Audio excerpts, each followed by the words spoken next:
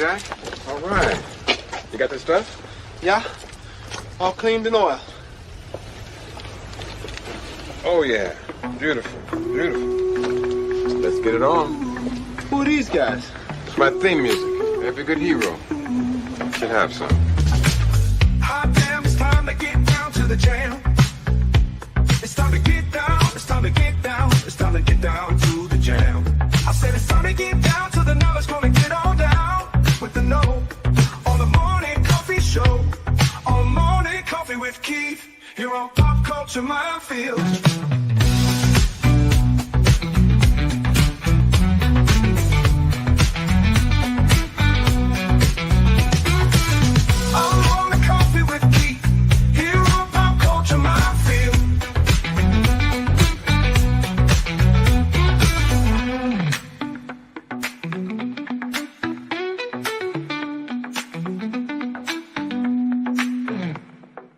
Excuse me, can I get a cup of coffee?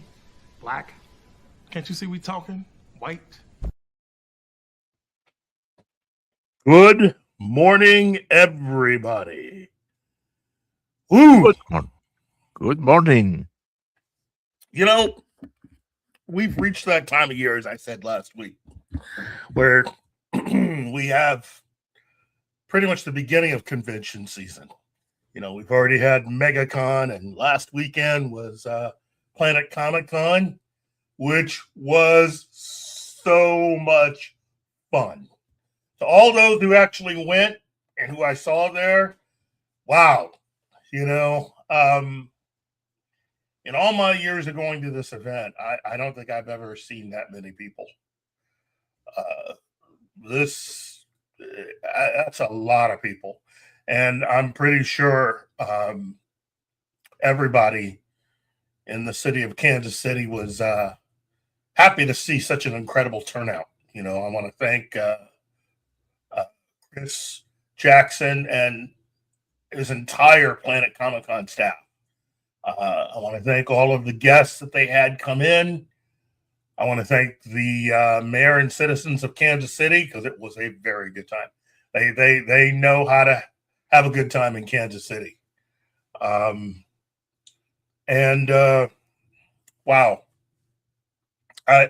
Wow. Don't take me. I'm still talking about it. You know, that was last weekend, and I'm still talking about it. So,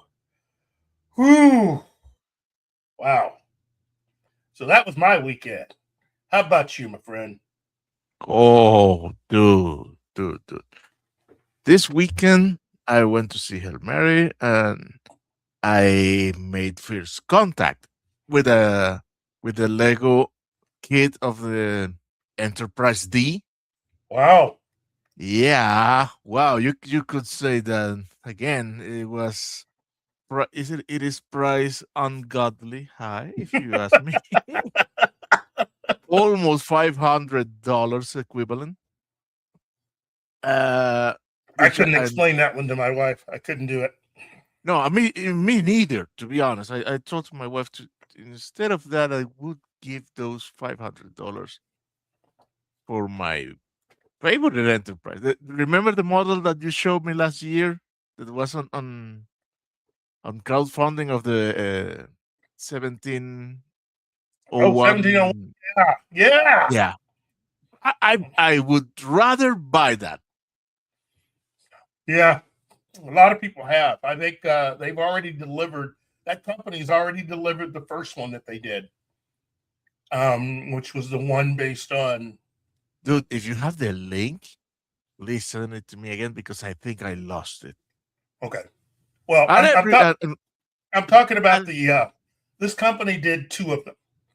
They did the Enterprise refit from Star Trek: The Motion Picture. That's the one that I want. Okay. That one just got delivered. Everybody that ordered in advance just have been receiving theirs over the last 2 to 3 weeks, 4 weeks. So if you're one of those lucky people out there that paid all that money for yours, man, you God guys bless you and your ship. Wow. Now, let me tell you something, my dear audience. You may say, wow, $15 for a model, $500 for a model kit. You gotta see that. You gotta see that. Yeah, I think everybody in our audience already has, because there is no way last year that anybody could have gone anywhere online without at least seeing that ad. You know, that is, I think it was Tony that did that. Hold on, let me look that up. Tony. And it has been a nice thing after another, at least for me, in the transcourse of this week, culminating yesterday. I think yesterday could be nothing can overshadow the day of yesterday for any nerd. With the launch of the Artemis 2, the return of humanity to our rightful place on the stars. Yes. Even, especially if we still have a big asteroid headed towards us. So, dude, even my mother-in-law, she was so excited about it and emotional because she started to remember when she saw the moon landing on TV when it happened, and I was, oh, my mother-in-law has some nerd in her. Okay, I didn't expect that. well, I like to think that you really don't have to really be a nerd. Really, it's just you have to basically continue to keep in mind that 30 years before I was born, sending anyone to the moon, let alone to space, was considered to be basically fiction. Okay. So, for instance, here's a good example. When they had the very first Worldcon in 1939, the World Science Fiction Convention, the first issue of Superman, really Superman's debut in Action Comics, had already occurred the year before. Batman had yet to come out. And Racing. Batman had yet to make his premiere in comics.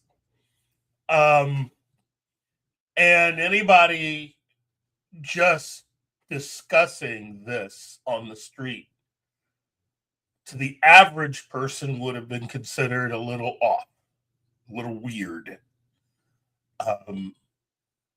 There were a lot of people in the science community that were still discussing what it would take if we were to do it, but a lot of it was still hypotheticals. You know, unfortunately, it wouldn't be until a lot of what occurred during the Second World War before we'd even looked at the possibility of doing that. The V-2 rocket by the Germans pretty much set up a lot of stuff. And so the end of the war brought us closer to being able to put a person not only in the stars, but on another planet. So that to me is always a very sobering thought for me. You know, I was born in 1966. So 30 years before I was born in 1936, yeah, you couldn't be taken seriously if you were having that kind of a conversation on the street openly. You would not be taken seriously. To say that you could put a person on another planet. So we've come so far, and we have so much further to go.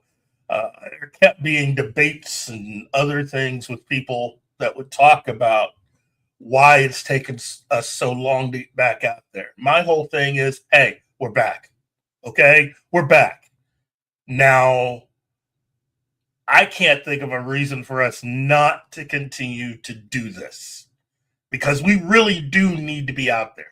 I know you're always going to get some lughead out there that wants to try to turn this into an issue. Oh, we can't afford to do this or do that. And that has been the main reason. Dude, remember the story why we have a shuttle instead of going to Mars? Because elections. I know. Reagan was presented with a decision. Nixon. You can no, it was Reagan. When at the end of the first term, they said to him, "It is one of these two, and only one. Because if you take the two options, you will lose your re-election." And it is a constant every time that any country in the world say let's go there. The people, why are you spending the money? Space is better here, bitch. All the work and the pieces and all that is paid, that money's on here. We're not buying that to the Martians, okay? Well, we also need to figure out how all this stuff works. You can only continue to theorize about things and how everything works for so long. It's the equivalent of spending your life not venturing outside your house. You should look out. And when you are done looking out the window, you should actually open the door and go outside. At the very least, you should at least find out who your neighbors are, what the neighborhood's like. Well, in this case, we need to figure out how this works, because one way or another. Well, man, I'm with somewhat with you in this. The universe, the galaxy is a very dangerous place. We shouldn't venture out without weapons, if you ask me. Well, we should be working on shields and shit, and then think it isn't a safe place. I mean, look, the universe doesn't care ultimately. Okay, I would at least like to know that there's something coming here to basically wipe us out, because to me, it follows with the same logic of why we have alerts for tornadoes. Yeah, I'm not talking about a possible hostile encounter. No, I'm talking about the nature of the universe is highly violent. Yep. Everything moves at speeds that are inconceivable to us. Yep. I mean, I was watching the all the transmission, the live coverage from the Orion, and I forgot the name of the other module. Artemis and Telfor. No, Artemis is the name of the mission. The ship is the command module. If Orion, and the other one, I can't remember the name. I was watching that until 4 a.m. Don't let my wife know. People, this is between you and me, okay? and you see that they're moving us. 17,000 miles per hour. Can you imagine moving at that speed? No. Because here's the thing: in seconds, your body adjusts, and you stop feeling that you're moving because of inertia, and that is ridiculously slow to universe standard. The speed at which every little piece of rock that is out there is moving is brutal. Yeah. Yep. And it's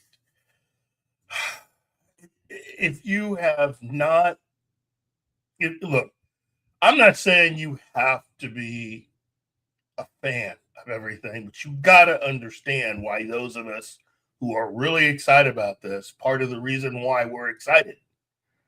And at least for me personally, as I keep saying, I just want to know what's coming for us. And I'm not talking about aliens from other planets. I am really talking about the fact that there are lots of things that could happen to us. Yep. And rather than just sit around and just hope that a rock doesn't come along and just take us out, I'd at least like to know, because again, why spend all that money for tornado alerts or for alerts for any kind of major weather system? I mean, that's the way I look at it. We really need to know. And I know there are some people out there that don't care. That's fine. You can just be all fine in not knowing. But there are those of us that would like to know. And hopefully do something about it. So I don't know. It was so much fun. You're right. Spending part of my time yesterday. Dude, I was listening to conversation between the ship and mission control about the freaking toilet. That's the kind of nerd that I am. There's nothing wrong with that. It's all part of what it is. And you know what? Before we get too much further, let me at least say hello to everybody in the chat. Hi, chat. How's everybody doing? We got Gambit. Be the first, as always. Yes. Hello, Gam. And Morrow. Yeah. Connie Cleary. Wow. Hello, Connie. Real Popcorn Geek. Oh, I hope everything checks out. Yeah, I really do hope everything checks out. Trust me, I'll be going to mine in a couple days. Oh yeah. Don't tell me about it. I may have start printing my appointments and my collector cards. It's James Jamerson. Hey, James. JJ.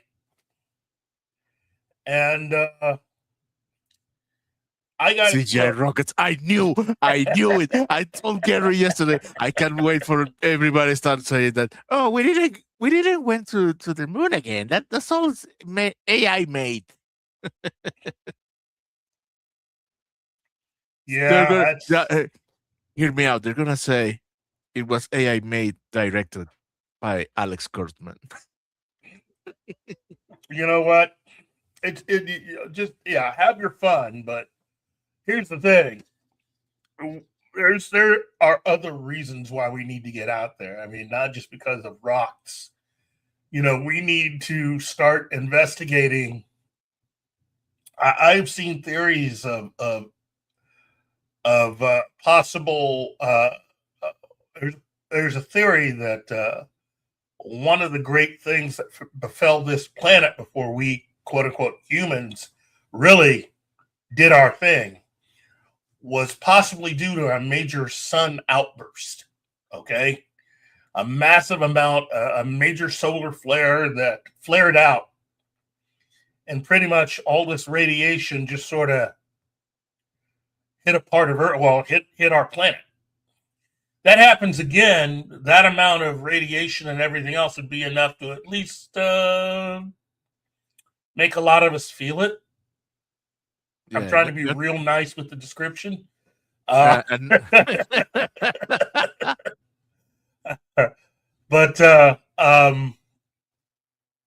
again, I'm just of that. I'm part of that group that I would like to know. I'm not interested in trying to take things by chance anymore. Like when I was a lot younger,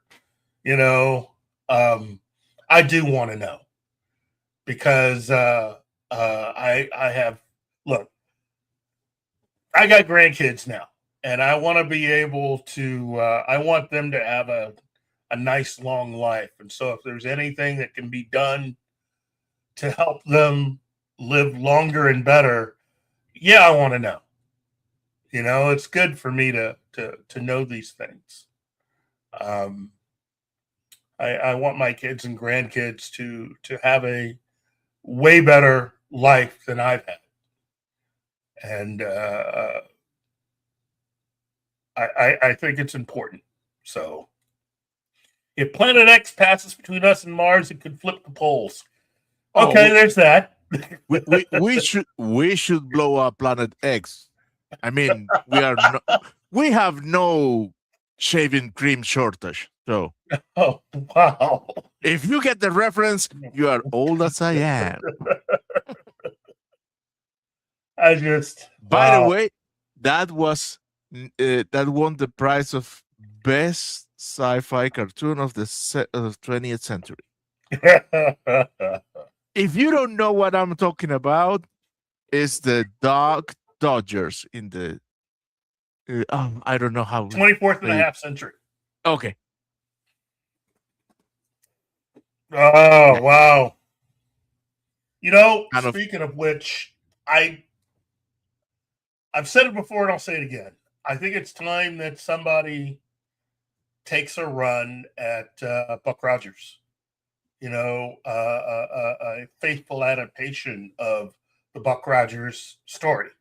Okay, so there are only, if you want a faithful adaptation, you have only two options: either Amazon or Alex Kurtzman. Mm-hmm. Well, now I wouldn't laugh too much about Amazon. Amazon right now seems to be, out of everything that we have out there, out of all this incredible stuff that has happened over the last few months. Hey, it's Joe's Atmosphere. Yes, and allow me, please. Hello, Joe. Amazon is really looking at, yeah, me too, JJ. Me too. I love Buck Rogers. But I mean, I'm a fan of the Buck Rogers property, not just of the television series, from Glenn A. Larson. I'm a fan of the Buck Rogers property. And I think it's somebody adapt that, because it's not, it would not be as difficult as many assume, because I've been very surprised how many people actually know Buck Rogers. There's a lot of people that know the Gil Gerard series of the 70s by Glenn A. Larson, but not a lot of people are very familiar with the property beyond that.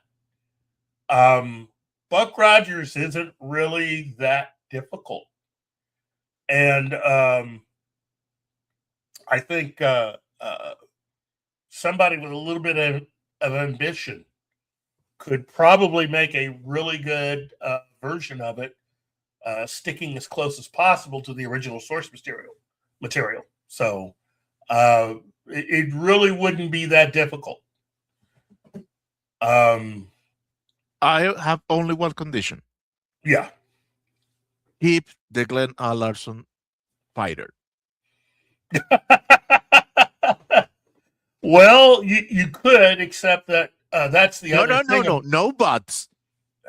You keep that ship. That's it. It is not a discussion or a suggestion. It's a condition. Well, what I was going to say is it's going to be kind of hard at first. If you were to do a faithful adaptation of the story, you're not really going to have too many spaceships. And we have Joe! Company Day. What's up? I figured I'd add my avatar to the list of avatars today. Yes, this is a Muppet Show, my friend. No, I heard you guys talking about the space launch. I know you're talking about Buck Rogers, but I just wanted to let you know. I don't know if you saw our show yesterday, Keith, but it wasn't about Noah. It was about us watching the National Channel, half of it. We weren't even talking about the movie we were trying to talk about, and they had something they had to check at T-minus 10 minutes, and it made it to where we actually showed the launch on my show that started at 5:30.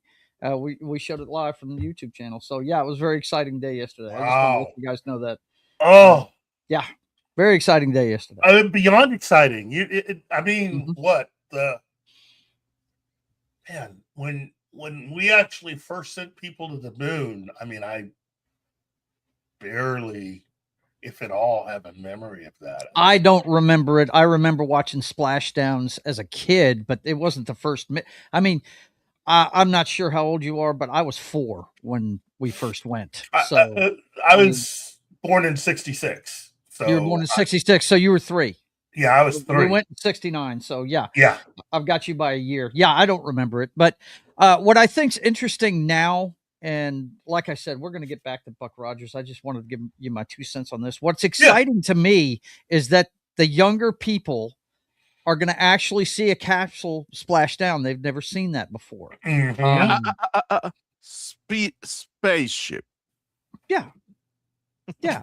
You know what I'm talking about. I'm paraphrasing the right stuff when. Yeah, whatever. The capsule. It's a capsule. No, the capsule, the spaceship. I understand.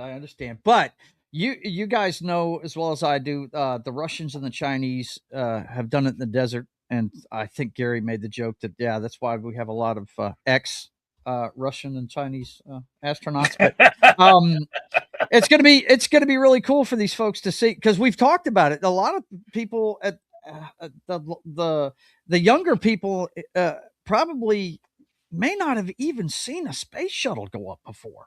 I mean, not counting a lot of stuff that's happened with SpaceX and certain celebrities. Well, they've seen plenty of SpaceX launches and stuff like that. But they haven't seen a splashdown of a capsule before, and I think that's the most exciting thing to me, because I've described it to people. Well, we had one last year when the SpaceX retrieved the maroon astronauts on this. Really, they had a splashdown in that one. Okay, so I stand corrected. But I just think it's really neat. And I've been describing it to people for years, and they've never seen it. Yeah. And again, I saw the whole thing. Yeah. Well, man, I was so pumped since last year. Yeah. For all of this, we're going back, baby. Yeah. Again, I think I just love the fact that we are back. It's not just going back; we're back. Okay. Yes. When that rocket took off yesterday, we're back. Okay, we're back in it. So now I think we just got to stick with it. I think it's a source of national pride. That's right. A lot of, and like I said, once again, you and I came up in the 70s, which was, I described this yesterday. It was kind of a dark time. And that was one of the hopeful things we had about the 70s was the space program. And going to the moon and coming back and bringing stuff back and all the studies they did and stuff, it's the fact that, I mean, they have an entire television series on Apple called For All Mankind. Yep. And it's all about what would have happened if the Russians had gotten there first. I mean, it was a big thing that we got there first. It was huge. Yeah. Yep. Well, I'm happy. Go ahead. As the only non-American member of the panel, I would say, you have the right to see as a national pride, but to me, it is our logical duty as a species. We need to move out. Yeah, we need to not abandon home, but we need to expand. Yeah. If we want to survive as a species, we need to expand. Yeah. So basically, you're saying that it is for all mankind, right? Yes. That's what this is for. Yeah. Yes. Well, look at the diversity of the crew. I hate using that word because sometimes people in our sphere take a negative connotation to it. But that's a diverse crew. We've got people from all over in it. So yeah. Well, as I said yesterday, the reason there's a Canadian in the crew is because somebody has to say sorry to the aliens when the American misbehaves. Whoa, wait a minute. Sorry, bootback. Wait. You're saying we're going to spend all that money to go all the way to Mars and still pull the whole ugly American thing? Come on, man. Humans are going to human, man. True. But I mean, come on. I'd like to think that upon meeting any alien, at the very least, whoever is a part of that crew will at least remember how to handle themselves. Yeah. Captain Kirk taught us everything we need to know, and Mr. Spock corrected half of it. So yeah, well, let me tell you something. You don't strap to a mountain of explosives to get into space without at least having some of the sense of humor that somebody like Gary has. Right. Yeah. You got to be able to roll with the punches to do something like that. That's for sure. Yeah, it does. I mean, you definitely have to be a special kind of special to be able to make it up there, because not everybody qualifies. But oh, really, James? You space enough for us? Why not? I mean, we are part of the whole universe. Doesn't look like any other planet's trying to, meet the neighborhood. So I guess it's up to us. I watched a video not too long ago about how we're never going to be, approached by aliens, and it had everything to do with math and how long the journey would take and all this stuff. Yeah, I thought it was pretty interesting. I thought it was pretty neat. It said even if there is life out there, we're never going to see it because it's too far away. Yeah, and again, we might as well just, it's not empty, my friend. No, it's not empty. There's a lot of stuff out there. Yeah, we might as well just take advantage of where we are right now. Ask those people who got hit by the asteroid, what, a week ago? Is that? Yeah. Yeah. Ask them if there's nothing out there. It's not empty. That's for sure. Plus ask the dinosaurs if it's empty. Yeah. That's right. Plus, look at it this way. I mean, it's been a lot of real estate out there. That's right. Mm-hmm. Look, I'm telling you right now, if somebody even gets a hint that there's oil on another planet, we are conquering outer space. I saw this morning there's a company. I was watching Culture Casino's 6-Minute Daily. I always look at it to see, stuff in pop culture during the week that we can do on my show. There is a company that is planning on trying to, and it's a civilian space company that is trying to get rights to mine asteroids. Oh, they have been on that from some years now. Yeah, but I'm seeing the title of the 6 Minutes Daily from Culture Casino. Oh yeah. It has to do with the BBC. First thing it said is SpaceX going public. Oh my God, no! Yes. Oh yeah, they expect that to make him a trillionaire easily. Yeah. Yeah. He's gonna go public with it and put shares up, and the guy's gonna be a trillionaire. Easy. Okay. Here's the thing: how many of us would actually buy shares? Well, I'm not buying shares. Unless it's my 401k that's doing it. You know what I mean? Yeah. I don't play the stock market. That's not something I know enough about. But I might own shares in it in my 401k maybe, but that's it. I would love to have the disposable income, to be honest. Right? That'd be nice, wouldn't it? That would be nice. You get in early because if you get in early on it, it might make you some money because it's probably going to be pretty popular and go up fast. So and again, I look. So far, it's us. Now, it's the Russians and it's the Chinese. Mm-hmm. And you know what? Nothing against the Russians and the Chinese, but I feel better with us being up there. Well, yeah, I mean, the Russians are really the only competition. The Chinese, they can't do anything unless they steal the intellectual property from us. So, I mean, that's how they do things. They are big believers in not reinventing the wheel, if you know what I mean. So. It's just going to be interesting no matter what, and it's going to be a lot of fun. Yep. I'm totally down for that, but I'm hoping somebody will come along, and we need to not only look at probably getting to Mars, but solving some of the more immediate problems once we get there. Yeah. I mean, the whole atmosphere thing, meaning that because of the way Mars is, we're definitely going to have to be underground for a while, Mhm. you know, until we can get things built. Well, we're gonna look, man. We're gonna learn everything we need to know about setting up something like that because the launching point is going to be the moon. From what I Yep. understand, the whole point of this is to set up a moon base for a future mission to Mars. So, Yep. let me go get some coffee, and I'll be right back for this Yeah, show. You I'll see- be right back. Yeah. You see, the name of the show for today is State of Fandom, Spring 2026 edition. Yes. And we are here fandoming about anything but pop culture. Well, what I was going to say about Amazon earlier is that Amazon is in the middle of doing something that should get a lot of fans really excited. They have 2 projects planned that, if the rumors are correct, it's just awesome. Now, one of them is bringing back Stargate. And that project,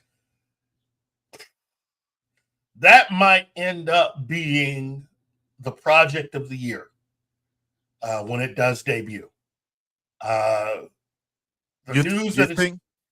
You think could be bigger than Firefly? Well, Firefly is going to be animated. Okay. Yeah, but I mean, in terms of which property has the more fans or the more rabid fan? They both do. But if you're talking about which one could actually get back to where they were before, easily it's Stargate, and I'll tell you why. I'm gonna get real serious here. Okay. Gambit, stop with that. Wow. Stop with that. I'm this close to ban you from the channel. How dare you? Hey, JJ, buddy, you can believe what you want, my friend. Flash Gordon's a project that's more like Star Wars, but if you're gonna do it, you need to do it big. You can't do it halfway. You need to do Flash Gordon big. It's a science fantasy adventure. Yeah. And to the point where I think Flash Gordon, in my personal opinion, if handled correctly, I believe that Paramount would have been better off doing a Flash Gordon television series instead of giving Kurtzman all that money to basically just, grind Star Trek into dust over these last 10 years. So I think a Flash Gordon television series made by somebody who is a fan of the original comic strip and Alex Raymond and can understand the scale of what you would want to do with that. You're talking a property that could conceivably be about as big as anything Disney would do with Star Wars if you do it right. But something tells me that there's nobody currently in Hollywood that's capable of it. But to get back to Amazon is not only looking at Stargate, okay, which as of right now is bringing back the creative heart of all the Stargate programs that they have or had, okay? You're talking about reuniting the original creative team with a showrunner who actually got his break working for those guys. So immediately right there, this automatically is better than anything they ever ended up doing with Star Trek under Kurtzman. Is this a live action one? Yes. This is going to be the return of Stargate. Well, everybody was let down by finding out that they were going to bring back Firefly as an animated series. Well, somewhat. There's some that were. I wasn't. I was kind of happy that the original cast is going to do something together because I always think it's a great thing. But to cover part of what Martin was getting at, I mean, what I was talking to Martin about, I mean, if we're to compare which one is going to be a bigger return, it's definitely going to be the Stargate one, because what they've decided to do is use this as a continuation of that universe. Now, they can't do it. They're not going to be able to start from exactly where they left off. And you're going to have some new characters, because you can't afford to do what you did before.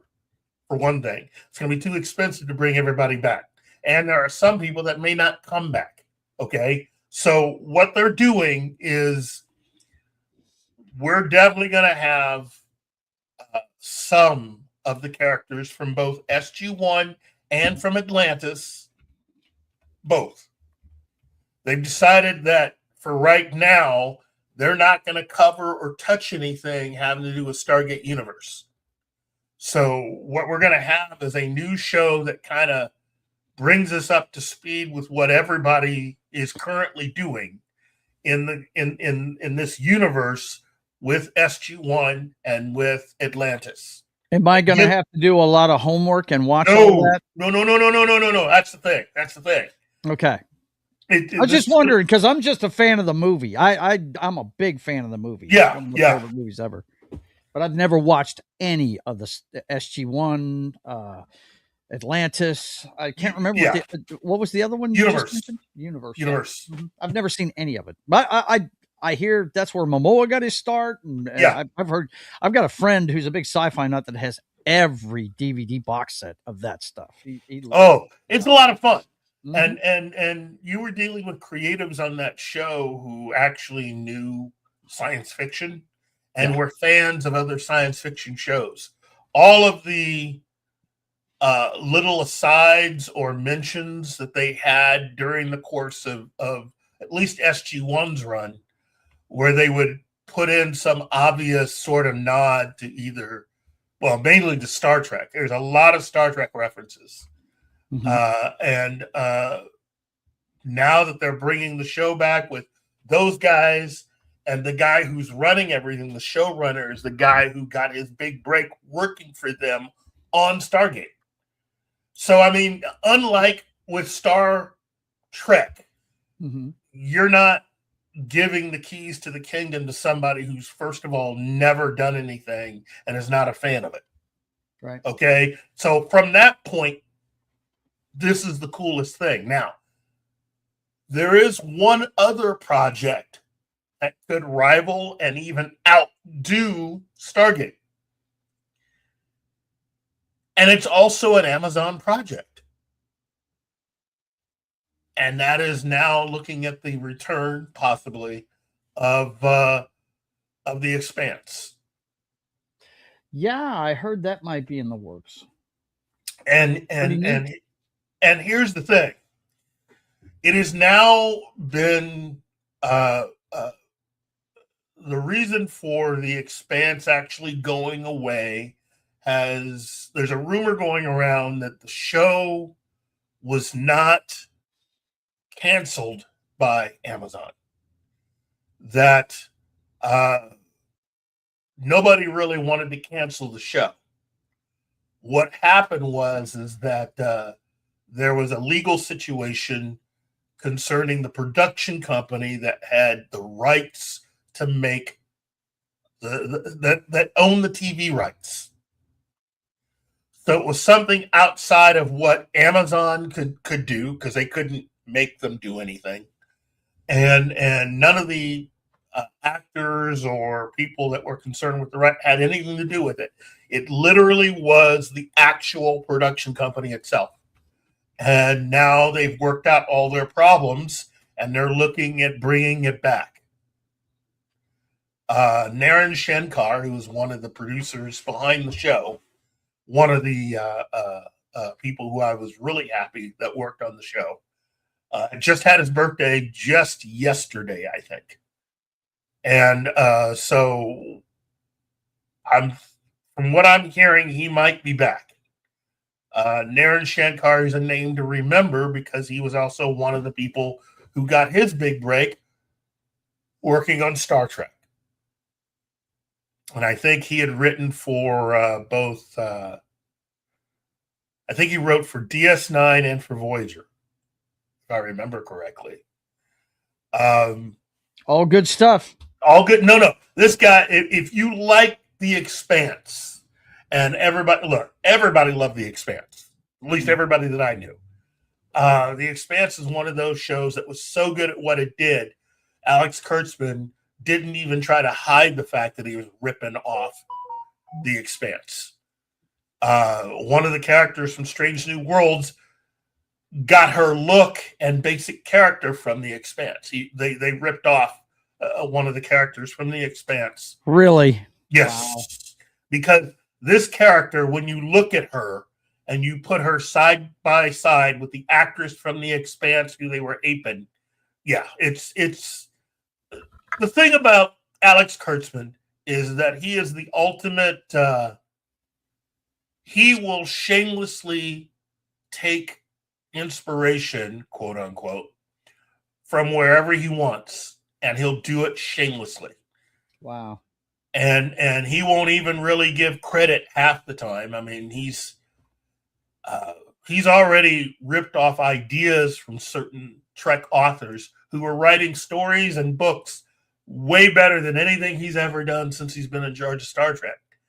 And he used ideas and basically took these really cool ideas and turned them into absolute bantha fodder because they can't write. I love the reference. It should hurt twice because he's such a big Star Wars fan. Right. Then I have something for you, man. That translation of Banta Puru, that is not Banta Father. That came later. Puru is another thing. It's Too just I'm just excited because The Expanse was just so well done. For those of you out there who have never seen it, I'm looking right at you, Gambit. It is and worth me your time. and me. I never watched it. It started your on time. Sci-Fi, I think, right? Yes, it did. And then it was picked up by another network. Is that correct? Amazon. They went through 3 seasons of the show, and then the show left Sci-Fi Channel and went to Amazon. Well, see, that also has to do with Star Trek. There's a Kurtzman Trek tie-in to all of that. Mm-hmm. Okay? Yep. So the studio where they were filming The Expanse at is the same studio where they built the sets and filmed Discovery. Okay? Mm-hmm. So the story that I heard was that for those of you that actually decided to watch the first season of Picard, you'll remember that that show felt kind of a little off, especially when it came to sets. How you notice there's a lot of darkness, especially for the main ship that they had on the show. Well, it was to cover up the fact they didn't hardly have anything. They didn't spend too much money on that ship. Well, why was that? Because Alex Kurtzman had heard that the series, The Expanse, had been canceled. So what he was trying to do is he was trying to get the producers and the producers of the show to go ahead and just sell him all the sets so he could use it for Picard. So when Amazon came in the 11th hour and saved the show, it screwed Kurtzman. Nice. And he didn't have access to those sets. That's what you get. Yeah. Who can we send a thank you gift for? Well, a lot of fans said thank you anyway by watching everything that Amazon did with The Expanse. And then, as I said before, it looks like a problem with the actual production company was what stopped the show. And to be honest, what Amazon did with the show was top par comparing to the first 3 seasons. Don't get me wrong. The 3 seasons from Amazon are decent. They are better than most of the things you could get on on streaming at the moment. Yeah. But the first 3 seasons are good. My problem with the 4 to 6 is compared to the 3 previous were a little boring or Yes. dull. I That's all. I can see that. And I hope if they gonna take it again, they revamp and make it again like the first 3 seasons, and give us please the answers of all the questions that you proposed on the last episode of the show. Dude, last episodes are for solving. Yes. Not for introducing new things and do not explain it. Yeah, I'm right there with you. You don't introduce a new character and have like sort of like not a cliffhanger, but you don't introduce something, a storyline halfway through the season that you have no intention of answering the question once you get to the end of the show. Indeed. With a whole new group of characters that never interact with the main characters from the show at all. It's almost like a separate story tacked on, and then you don't conclude it. Trust me, I'm on that boat with you. I'm on that train. I'm I was a little upset by that myself. But I'm just excited to get it back, and I'm hoping that everybody that originally worked on the show, at least behind the scenes, comes back for basically resuming the show, because that's really what we're talking about. Yeah, please. And since there is a gap, there is a natural gap, because when they ended the show, they decided to write it to where the stories stopped. This was in the aughts, correct? It the final episode of it was in the aughts, right? Or did it make it to the teens? No. It made it to the teens. Because what? It's not that bad. Yeah. Star Trek under Kurtzman launched in 2017. That's true. So yeah, yeah. But the original the original first 3 seasons are phenomenal. Yes. And it is a great combination of science fact, to the point where even certain people that worked on Enterprise said that they wish they had gone with the original idea for Enterprise, which kind of matched what they did with The Expanse. The original idea for Enterprise was to take the technology down just a little bit and to not have it be so far advanced. They really wanted to show but I think I mean if you have the Vulcans alongside you at least have to show artificial gravity. True, but I mean I'm just saying what the idea was. I'm not saying what I would do, but I mean the idea originally was to show kind of like something that you could easily say, given our current technology, you could see how we made it to where they were. And then from there, the next step up would be that. And then they were talking about how the first season was all about the struggle with the technology, and that season 2 would see them launch the ship. And that didn't happen, and things got changed. With The Expanse, though,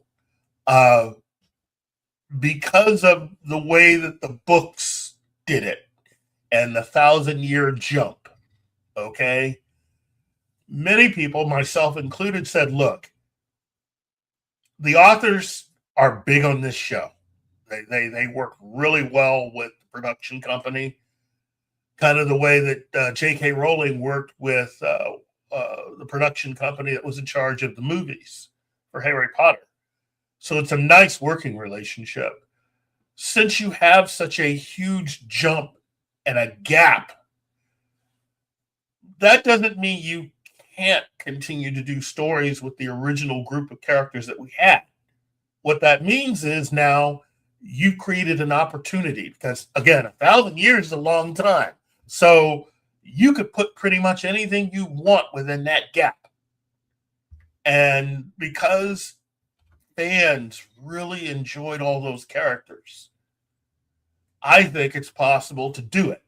And I think the original authors could actually put something together to make it worth our time to basically have a television show that could have been as big as Game of Thrones if it had been allowed to stay on and Amazon had fully funded it the way that they did for Rings of Power.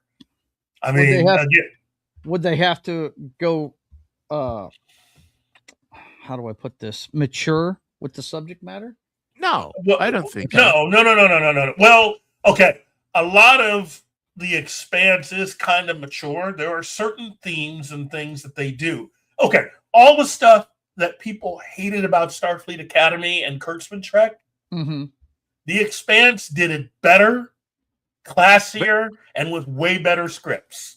Better not, because saying it like that is putting we're talking about a very low bar here. Yeah, it is. But I mean, they made it right. Yeah, they did it the right way. They did it the right way. It makes what Kurtzman did seem like a kid who never studied for the test. Right. And pretty much either was trying to cheat or he was busy copying off of other people's papers. Cliff notes. Gotcha. Yeah. And a lot of the stuff with people's alternative lifestyles was done so much better. You had characters that were into alternative lifestyles, but they didn't put it in your face. They didn't, I was just going to say that. I have to imagine they didn't put it in your face. They did not do that at all. Yeah. There's stuff that occurs in this series that when you think about it as a fan, when I think about it, it's like, well, they did that on The Expanse, but they didn't do it in an annoying way. Right. All the characters were really well done. And you just didn't care. Even when you find out that a character, one of the main characters is bisexual, you didn't care. Yeah, you didn't care at all. It was because fun. They don't made a circus out of it. That's right. Which is exactly what that stupid ass Kurtzman did. I don't even know why we're still talking about Starfleet Academy. That is one of the problems. Oh, before we continue, I want to address some of the things that are in the chat. Yes. What is it? Okay, they have already said that they would like to do a Buck Rogers and a Flash Gordon. Yes. Gambit says he would bring Battlestar Galactica. That is coming, my friend. Yes, there is a version of it that's coming, but here's the question. How would you like it? Would you want it as a completely new interpretation, which is from the rumors that I have heard, that's what they are soliciting, is a brand new interpretation? Or would you do it as a continuation of one of the two previous ideas? Fuck. We know how well ended the continuation of the first series. Well, Galactica 80, you remember how they So no, I will go. Okay, do something new. I don't want another bad attempt that can soil the shows that I love. So do your interpretation. I will give you the benefit of the doubt. Okay, let me keep moving. Let me keep moving because there are a lot of suggestions here. He says, and Gambit and Space 1999, I wouldn't touch that. Leave it that be. That thing is perfect the way it is. Do not touch that, please. You wouldn't take another shot. You know what's funny about Space 1999? Yeah. Never saw the show, but I had the toys growing up.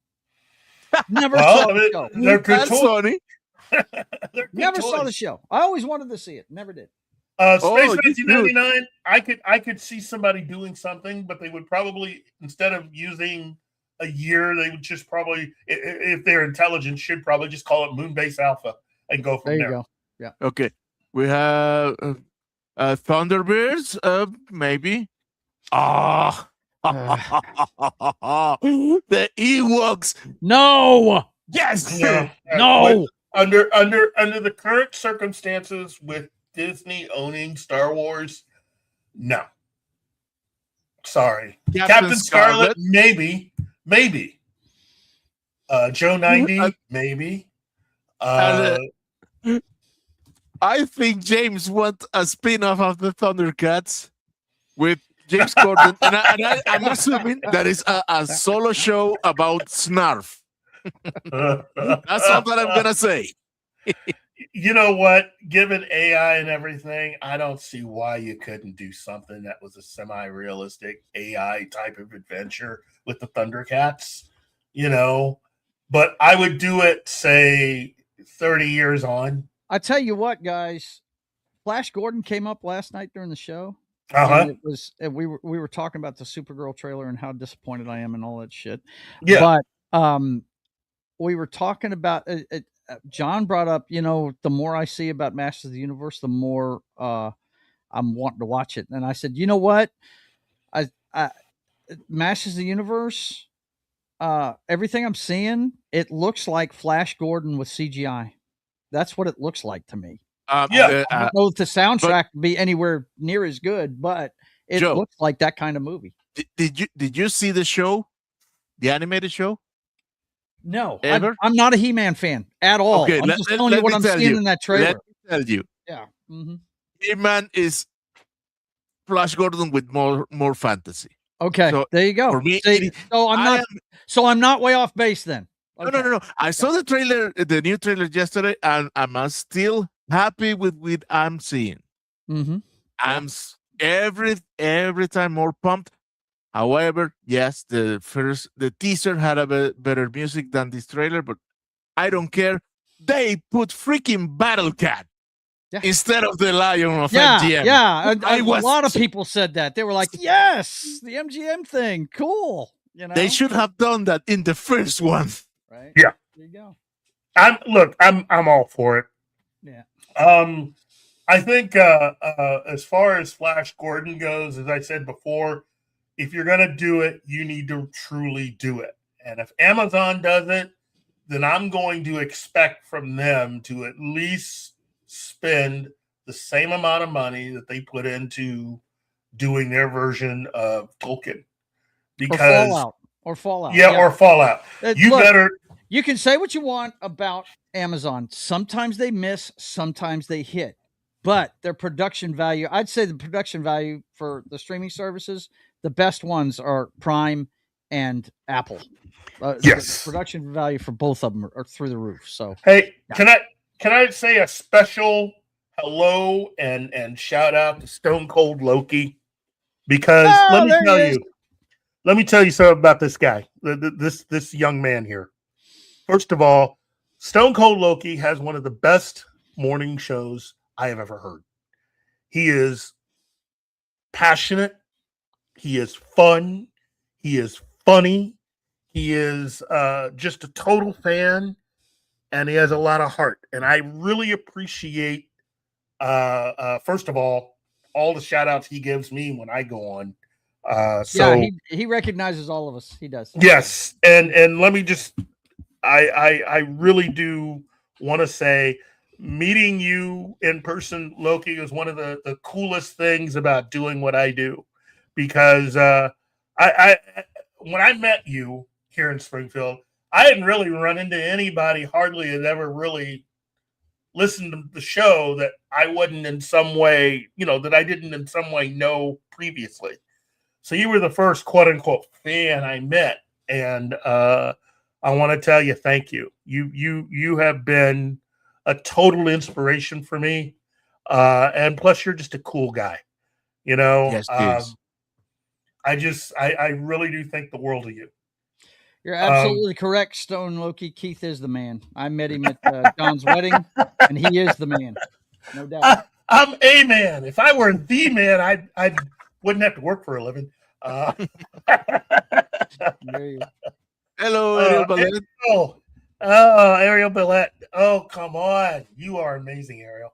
And Shanaski says I am totally in agreement. Yes, absolutely. We all agree. Okay. However, It's just- however, if we're gonna do a reboot, at least make it about Rocket Robin Hood, please. Yes, I'm dating myself again.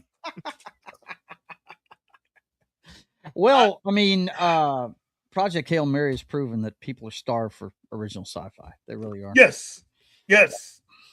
Andy Weir is is really good, and No, leave Alf alone. That show is awesome and perfect the way it is. Cherish it.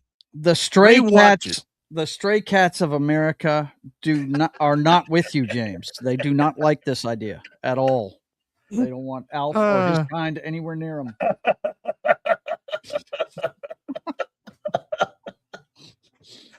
oh wow. Okay. Thank you, Stone Cold Loki. Come on, thank you. It's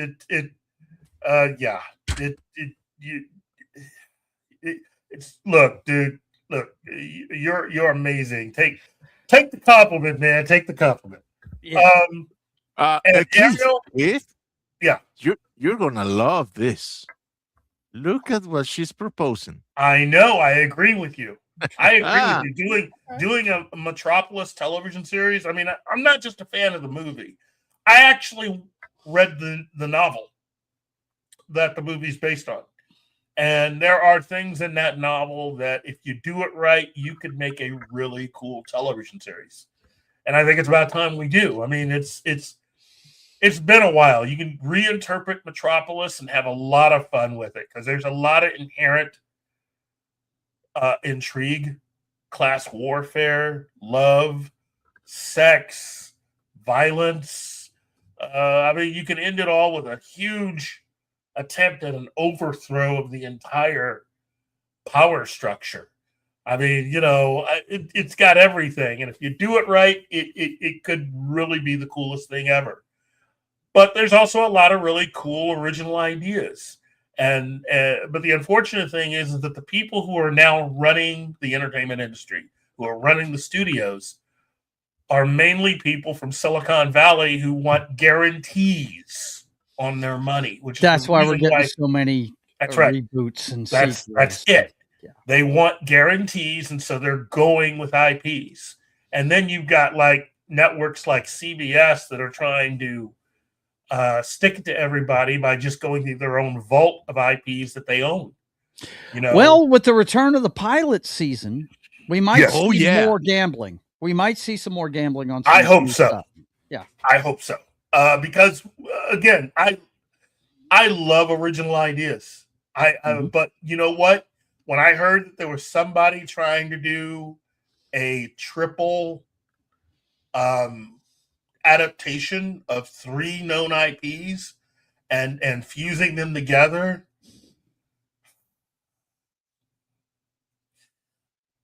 I gotta say, when I first heard the first name mentioned was, how about the return of Airwolf? I got excited. And then it's just like, oh, wait a minute. They want to do it in conjunction with Knight Rider.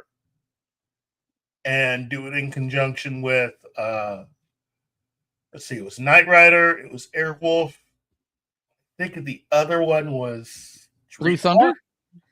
No, not Blue. One would think. No, I think it was. Okay.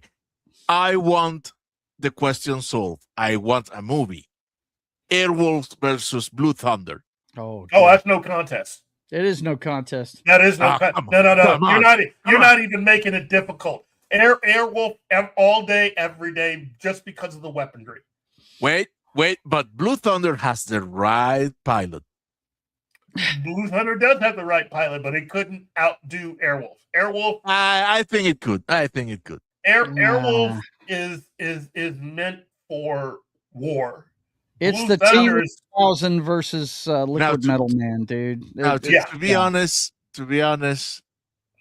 I think we would need a redesign of Airwolf. Blue Thunder, because Blue Thunder's a flying tank, bro. I mean, come on. but, it's like an A-10 without wings, all right? Yeah, and the Apache, it is too. The difference is the Apache can actually really move.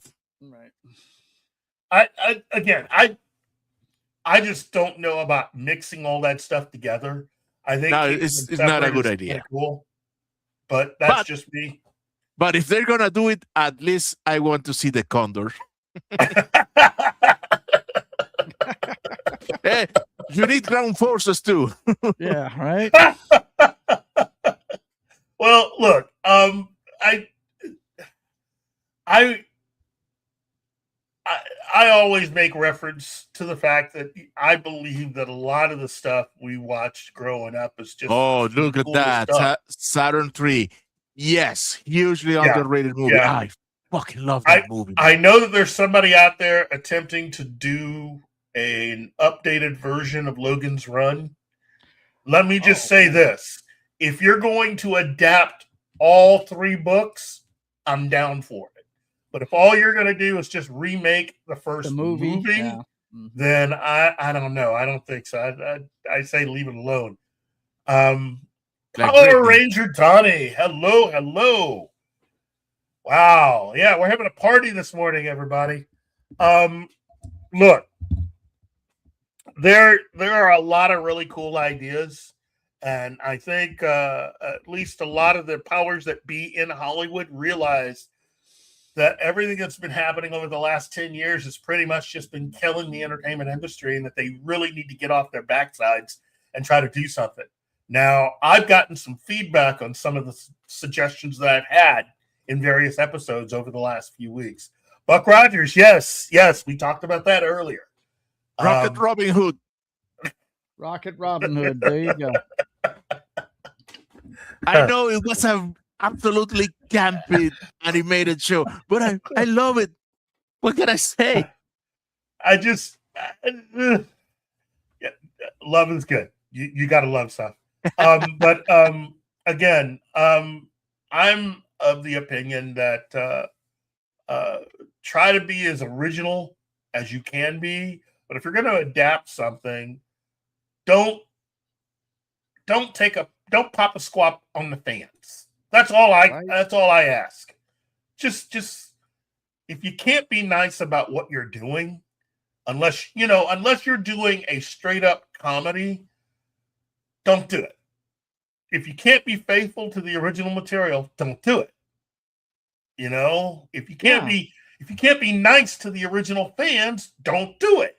I can't think of anything that's deviated majorly. I mean, major swing away from the source material that has done well at all. I can't think of one. Yeah. I really can't. There's little nuance changes, like in the MCU. We all know, us comic book nerds, we know that Ant-Man is really the mind behind the Avengers. We understand that, but we understand why they did it with Robert Downey Jr. because he was so wildly charismatic in the first film. They decided to make him the linchpin. But I mean, when you take a property and just totally change what it's about, like The Crow, the movie The Crow they made, just oh my god, it's just horrible what they did with it, so yeah, as long as you are faithful at the core about what the story's supposed to be about, the message of the story, like that's something that I've always given them credit, no matter if the movie misses or not. Fox always kept the message of the X-Men, victory over bigotry, that they were always oppressed, right? They always had somebody against them trying to stop them because of what they were, for no other good reason, right? And I always thought that was a good thing that they did. Yeah, they might have changed some things here and there. We all think that Rogue was totally, misrepresented and stuff like that, but the core message of the show was the same throughout. So that's why everybody gave it a chance. Yeah, Jubilee. They did my girl dirty, man. Yeah, they did. But the core message of the story was the same throughout. Yeah. Okay. I like to propose something here. Okay. Seeing this one. Hello, Power Ranger Donnie. Good to see you again, my friend. Power Ranger is science fiction. I wouldn't say no. It is more akin of sci-fantasy. It is nothing wrong with that because Star Wars is sci-fantasy and we all love it. And we have this comment here: sci-fi is a blank canvas. So I would say we would start referring to a little brother as Sci-F. It covers fi and fantasy. Yes, IF. I hear you. That makes sense. It's not that Hollywood doesn't have any.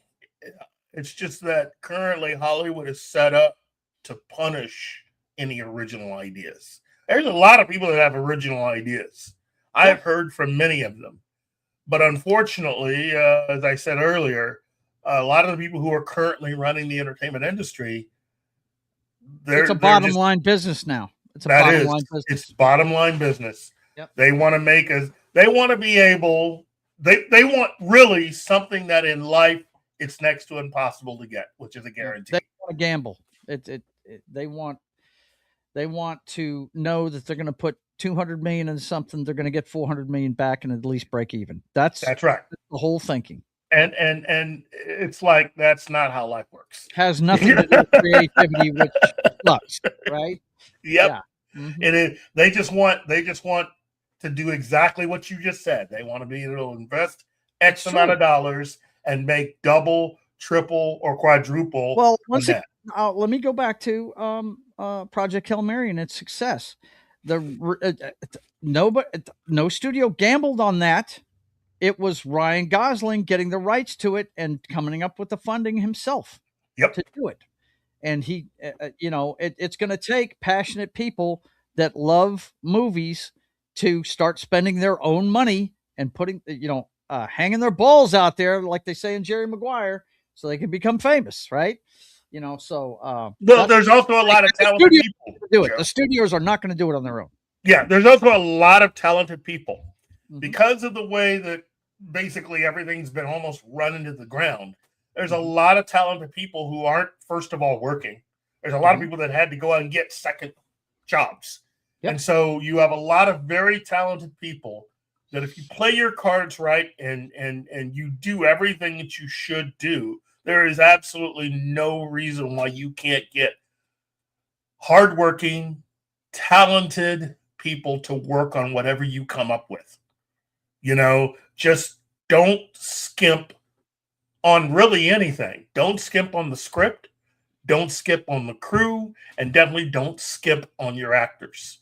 Okay? You don't have to break the bank to make something, but at least when it comes to your scripts, remember verisimilitude and stick to it. Okay? If you create a certain type of reality, play within that reality and make it great. Okay? Do right by the people that decide to give you a year of their lives by making the best movie you can. If you're going to adapt something, my suggestion is there's 3 ways you can handle it. You can truly adapt something and bring in the author and give them an opportunity to help you do a better adaptation. You can. Wow. I'm just reading what he said. Yeah. I'm a fan. Ever since I saw the movie Drive and I found out this guy can play a tough guy, I disagree, James. Yeah. Maybe the character, but Ryan knows what he does. Yeah. Go and see the Fall Guy. Fall Guy's great. I will only leave it at that. Yep. Look, when he was in Barbie, nobody was talking about Margot Robbie. Nobody was talking about Barbie after seeing that movie. All they talked about was Ken. He was the centerpiece of the Academy Awards that year. And they hated it. Yes. A woman's movie where everybody was talking about the guy afterwards. Yeah. Hilarious. Yeah. Hey, Ariel. Yeah, I agree with you. It's sad state of affairs. But it's also, again, I think, in my personal opinion, I believe we kind of got taken for a ride in both respects. I believe that Netflix, part of the real reason why they decided not to go forward with it was they had already had a deal. They had already had a previous contract and deal with Paramount. And I think what had happened was they decided, you know what, we don't have to spend as much money. We're going to be able to make money off of this, even if they buy it, because we'll just do a deal with them and have everything come through and play on Netflix and blah, blah, blah, blah, blah. And I think it's the same deal that Netflix has had with a bunch of other people. You know, it's just Netflix was going to get their pound of flesh no matter what. And the only real reason why they wanted Warner Brothers was because they weren't very good at making anything. Seriously, can you name 5 really original projects that Netflix had within the last year and a half that isn't Demon Hunters? And remember, that was originally a Sony thing. Mm-hmm. Okay, that wasn't even a Netflix thing. It's a Sony thing. The Sony project. You know, from the moment that deal went down, I believe that there was a lot of backroom dealing between Warner Brothers and Netflix originally. And that when Paramount found out, that was not part of the plan. You know, I think they were going to try to secretly do something under the table, and Paramount sort of disrupted that. Yes, Stone Cold. Yes. That was not cool that the government decided to bail out Hollywood. I also believe that we've reached this particular period of time because while I think it's great to have new talent, in my personal opinion, I haven't seen very many people currently working in the industry that are under the age of 40 that could do anything that I would be interested in watching. I personally think we've lost an entire generation because of all of the stuff going on over the last 10 years. You don't like Taylor Sheridan stuff? No, not that at all. I mean, Taylor Sheridan's one of the few, and nobody saw him coming because he started out as an actor. Yeah. Okay, that's the thing. He didn't come up the quote unquote traditional way. And I'm not saying everybody has to come up the traditional way. I'm just saying looking at everything right now. Yeah. Personally, I would only trust somebody that has a list of credits that have been working in the business 20 years or longer. I would not trust anybody that's only, been working for 10 years. And that whole thing with Rings of Power is a great example. You spend $1 billion and you're risking everything with 2 guys who barely have any credits to be your showrunners. Mm-hmm. And that's only because they're friends of JJ. And I should say they're friends of JJ and friends of Alex Kurtzman. And we saw that should have been the best thing on TV. Rings of Power should have been the greatest series on television. Dude, yeah. Total cluster. Mm-hmm. It was a total cluster. Totally agree. Let's see.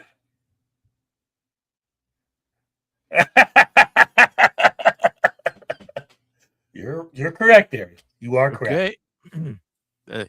I saw a comment here. I'm trying to get back to it. This one. Jameson says, I have Fall Guy on my list. I keep putting it off. I've loved the original series. Me too. And it's a love letter to the show. It is a love letter. Yes. Look, Hollywood hadn't been the best at adapting old TV shows into movies. It's either a hit or a miss. Mm-hmm. And personally, I've said this on a previous show. To me, the greatest miss that should have been a hit was Bewitched. Talk about a swing and a miss. Wow. How can you make a Bewitched movie and not first and foremost have it not be funny? Yeah. Mm-hmm. And then on top of that, we're going to make this about a Bewitched TV show, but have the lead. That is an example of being too meta. Yes, Yeah. way too meta. Yeah. It's really simple. Just which falls in love with a normal human guy. Go. I mean, it's that simple, and they messed it up. And again, it may seem like I'm kissing Amazon's butt. I hate to bring this up because I know it's going to cause a lot of people to just get instantly sick in their own mouths. But you got to remember, they own James Bond, and they're in the middle of making changes to that. So it's never really going to be perfect. You had to bring me back to reality, didn't you? You know I love that stuff, man. I know. Me too. I'm sad about it. I mean, I haven't heard anything about any productions going on. The last I heard about it was they had hired Florence Pugh to play Moneypenny in a series based on the Moneypenny Diaries. Yes, and I was knew just they were like, going to do that. Why in the hell would you start there? Yeah. You start by hiring James Bond, which they still haven't done. That's how you start. God, you're stupid. Anyway, okay. Go back to what you were talking about, buddy. I'm about to go on a rant. Yeah. Wait. Speaking of rants, don't take it the wrong way. We all love and hate the products or some companies or some streaming service. Amazon is hit and miss with everybody. We all know that. They had made things like Reacher. They had made things like Rings of Power. Yes. Limited what is the name of that movie with the television show with Chris Pratt? They already did a prequel to it with Taylor Kitsch. The Terminal List. The Terminal List. Yeah, Another great one Prime did. Yeah, awesome. Netflix started awesome, then became shit, and now it's hit and miss. Yes. It is hit and miss. I hear One Piece season 2 is great. I haven't seen it. When they hit, but when they miss, oh my God. Curious, everyone. So I know what I'm trying to say here is, Donnie, Netflix may have been done good for Power Rangers, but they are done bad in other things. The fact that you as a viewer don't like the majority of Netflix, it is not attack on your preferred IP. And I'm in the same situation that you. They are done some movies that I freaking love and some things that I will never watch. Cuties, everyone. Oh my God, yeah. So yeah, thank you. I was trying to forget about that. Thanks for the visual. We never should forget about that. No, we should never forget. Remember, always remember what they did. Mm-hmm. Yeah, I know, but some people, the way they argued about this whole situation with Warner Brothers, BSG, you would have thought that Paramount just took a puppy and went, we're going to shoot this puppy if you don't let us. I mean, they took it that far. I mean, look, it's business. It wasn't like they were going to kill anybody's dog or anything. It's business. Wait. Donnie, piqued my curiosity here. I haven't never asked you, who's in charge of BSG revival? It is. Well, Universal still holds the rights. Okay. So, they're wanting someone else to take another crack at it because, again, they get to make money off of it.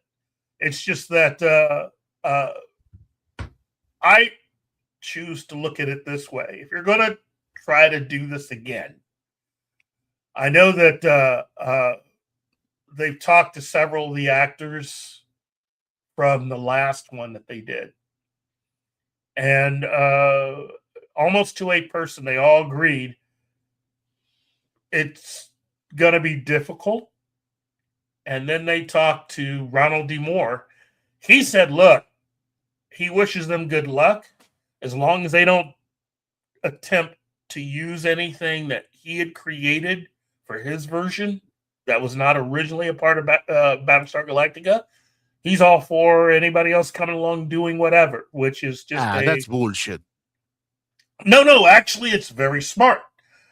He did create a lot of stuff, and I think some people would be very surprised with some of the things that he actually created that he put in Battlestar Galactica.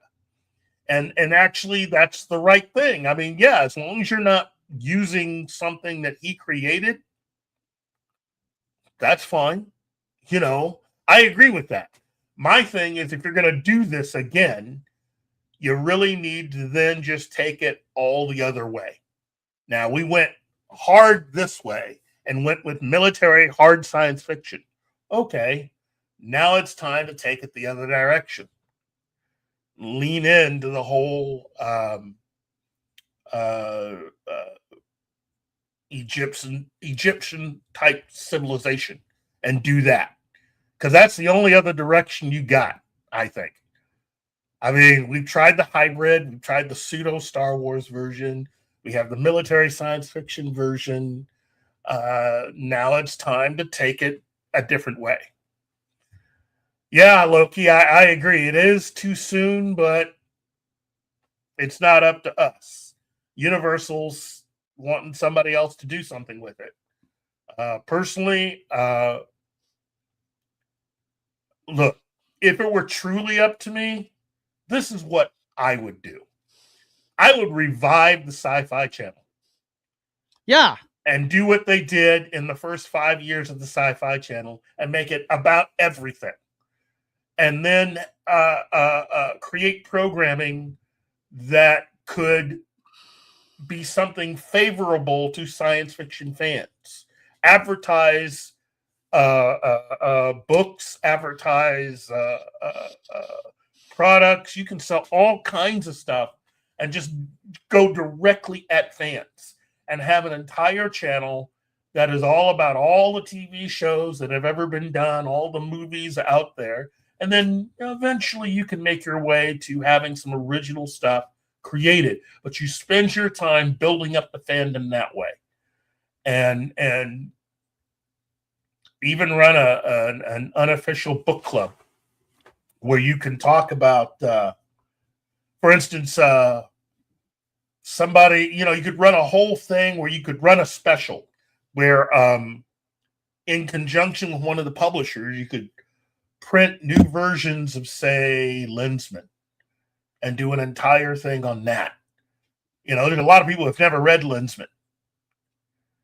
And without Lensman, you don't have Star Trek. You don't have a lot of things without those books. But yes, Ariel Ballot. Yes. That's exactly what I'm talking about. You got it. Ariel gets it. Does she get it? Are you sure about that? No. I love you, Ariel. I got to troll you. She trolls us all the time, man. She trolls us all the time. But, have an entire channel dedicated to the love of science fiction and fantasy as genres. Let's have fun with it. Currently, go ahead. No. You go ahead, buddy. You go ahead. I was just going to say, from what I've heard, there is currently none of the more recent versions of Doctor Who are currently not being shown. So it's been 20 years since Doctor Who got revived, and none of that stuff is now being reshown anywhere. Now, I think Tubi has a whole classic Doctor Who channel. But what it really comes down to is I would like to see some sort of a thing where you can have any of the remaining actors and crew that have worked on any of those shows, do something to where we could talk about and celebrate all this stuff. Interviews with people who have worked in some of the biggest television shows out there. I would love to have a channel where we could even have all the remaining actors from Lost in Space and talk about that, but even have the actors from some of the newer versions, the new movies and the new Netflix things. I mean, these are all ideas, but it just comes down to just celebrating all of this stuff. Yeah. It's not just about picking and choosing. All of it should be celebrated because, in my opinion, it's all fun, which is the way it should be. You know, what we're hoping for with some of what they're doing right now, like He-Man, like some of the like the third part of Dune that's coming out. You know, what we're hoping for is good stuff, right? We want to see it stick to what made it great in the first place. But you know, I know Martin just cringed when I said Dune because they've already failed. They've already failed in that aspect on this one. But I mean, maybe they can redeem themselves with the third movie. Because I mean, look, if you've seen the trailer, they're acting like Zendaya didn't do what she did at the end of the second. They destroyed the whole lore. The moment in which you introduce the possibility, the absurd possibility that there are Fremens that are atheists, that's impossible. Yeah, right. I get it. I don't want to sidetrack on Dune. You understand what I'm saying, though? Yeah. It comes right down to don't alienate the base of what you're doing. You're getting this IP so you can bring these people and grab new ones. Here we go. Don't alienate the guys that you've already got. Joe, hear me. I have the perfect analogy from Dune, and it's the Disney Star Wars trilogy. Dune Part 2 is the Last Jedi. Ooh. No matter how good the rules of Skyfaker could, how good that movie would be capable of do, it cannot undo the shit show. That last one, dude. I don't. Oh God, that last one is horrible. Martin will cut a fan, right? What? I said, Martin, he'll cut a fan, right? He'll cut a fan. Let me tell you, I mean, if you're a normie, if you don't understand the world of Dune, okay, believe what you want. Believe that the second movie was good and the third one could be good too. If you understand the lore and you have read the books, you know that there's nothing you can do in the third one that redeem the second one. The whole enterprise of this new franchise, that they screw the pooch. Because they created conditions that negate much of what has to come. Yeah. I mean, basically, it's kind of like what I think of the movie The Batman. Oh! I would love this. A time machine series. Well, it could be. It would be something. That's it. Yes, Eric, you got it. Thank you. That's the other series they're going to combine with. That's the other one. It's supposed to be. Wait, you're talking Airwolf, Knight Rider, and Time Machine? No. Yes. No, the Time Tunnel. The Time Tunnel. The Time Machine. Tunnel. Yeah, the Time Tunnel. Those are the three.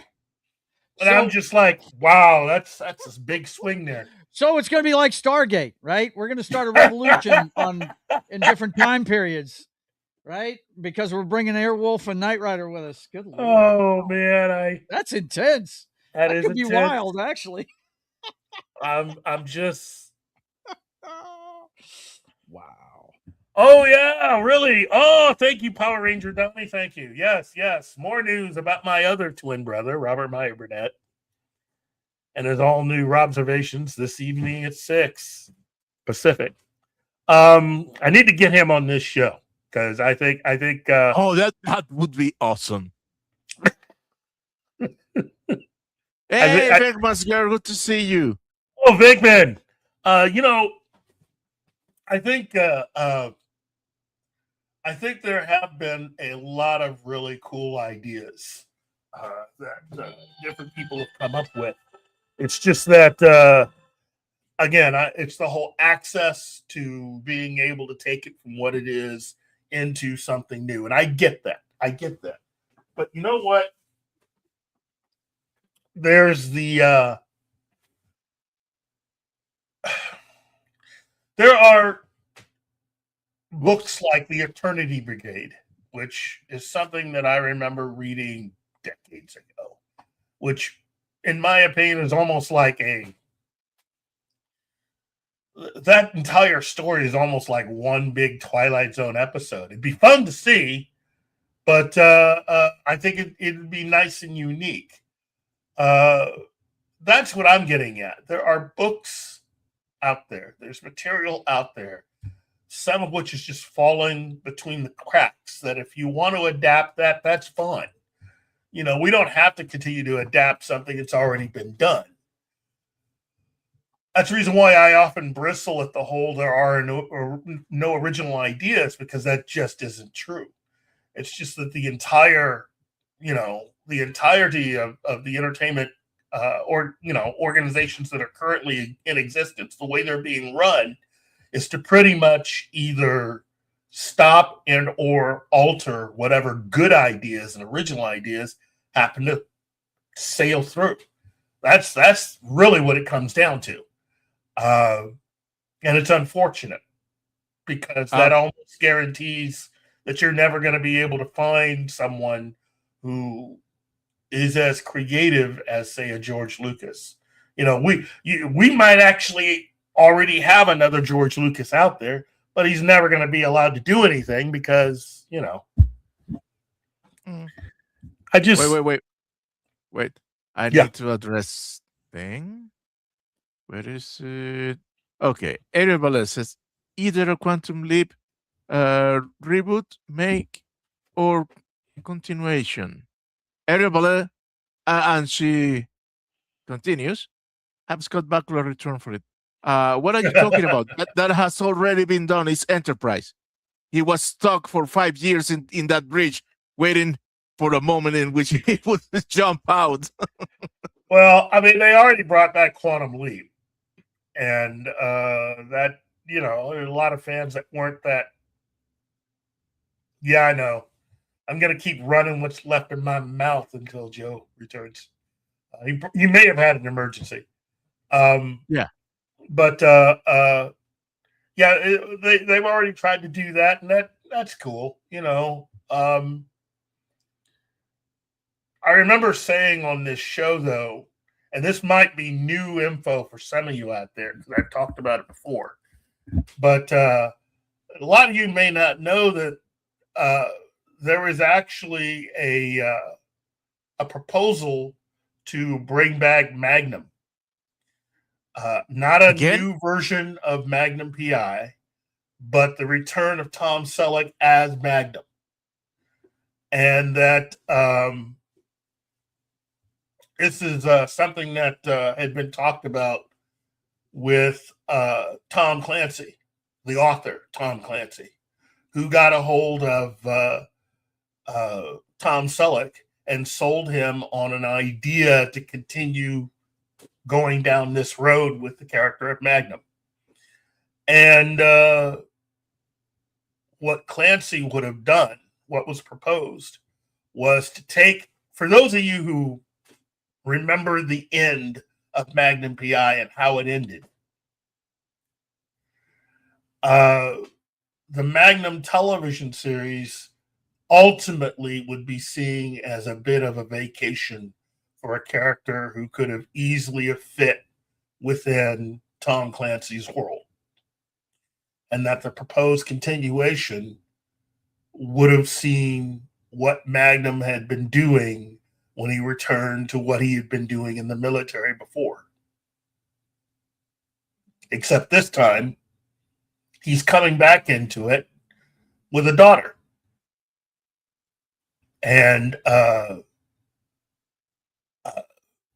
Clancy was going to provide this entire universe of espionage and other things that Magnum would be thrown back into. And I find that kind of exciting. But CBS didn't, and decided not to move forward to do it. That's the reason why you didn't get it. Tom Selleck was all on board. He was sold. Tom Clancy would have created this brand new Magnum universe, or a continuation, I should say. And since the entire Magnum series covers Magnum's entire life, you learn everything you need to know about this character, from where he was born, how he ended up in the military. You met his mom, his stepdad. You met his best friend. I mean, you met everybody by the time this show had actually run its course. There was enough material there for Tom Clancy to have taken it and run with it, and pretty much just sort of turned Thomas Magnum into a kind of a Jack Ryan type, slash Mr. Clark type, which I think is where he was headed with this idea. I know there are a lot of you out there going, I don't understand. Trust me, it's the coolest idea. It's from Tom Clancy, and Tom Clancy knew what he was doing. Seriously. Look at that. Wow, Ariel, thank you.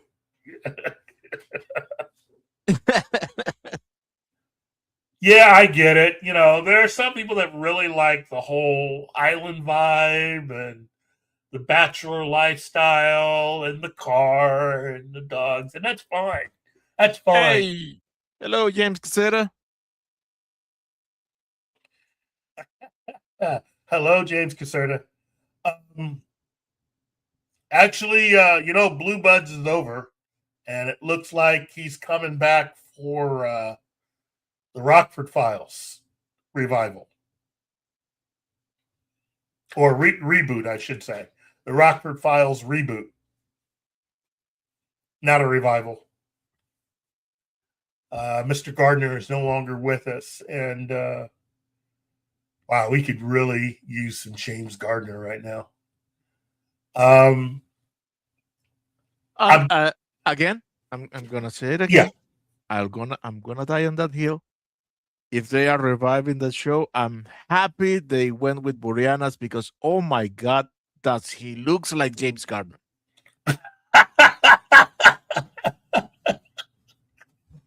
Okay. Okay.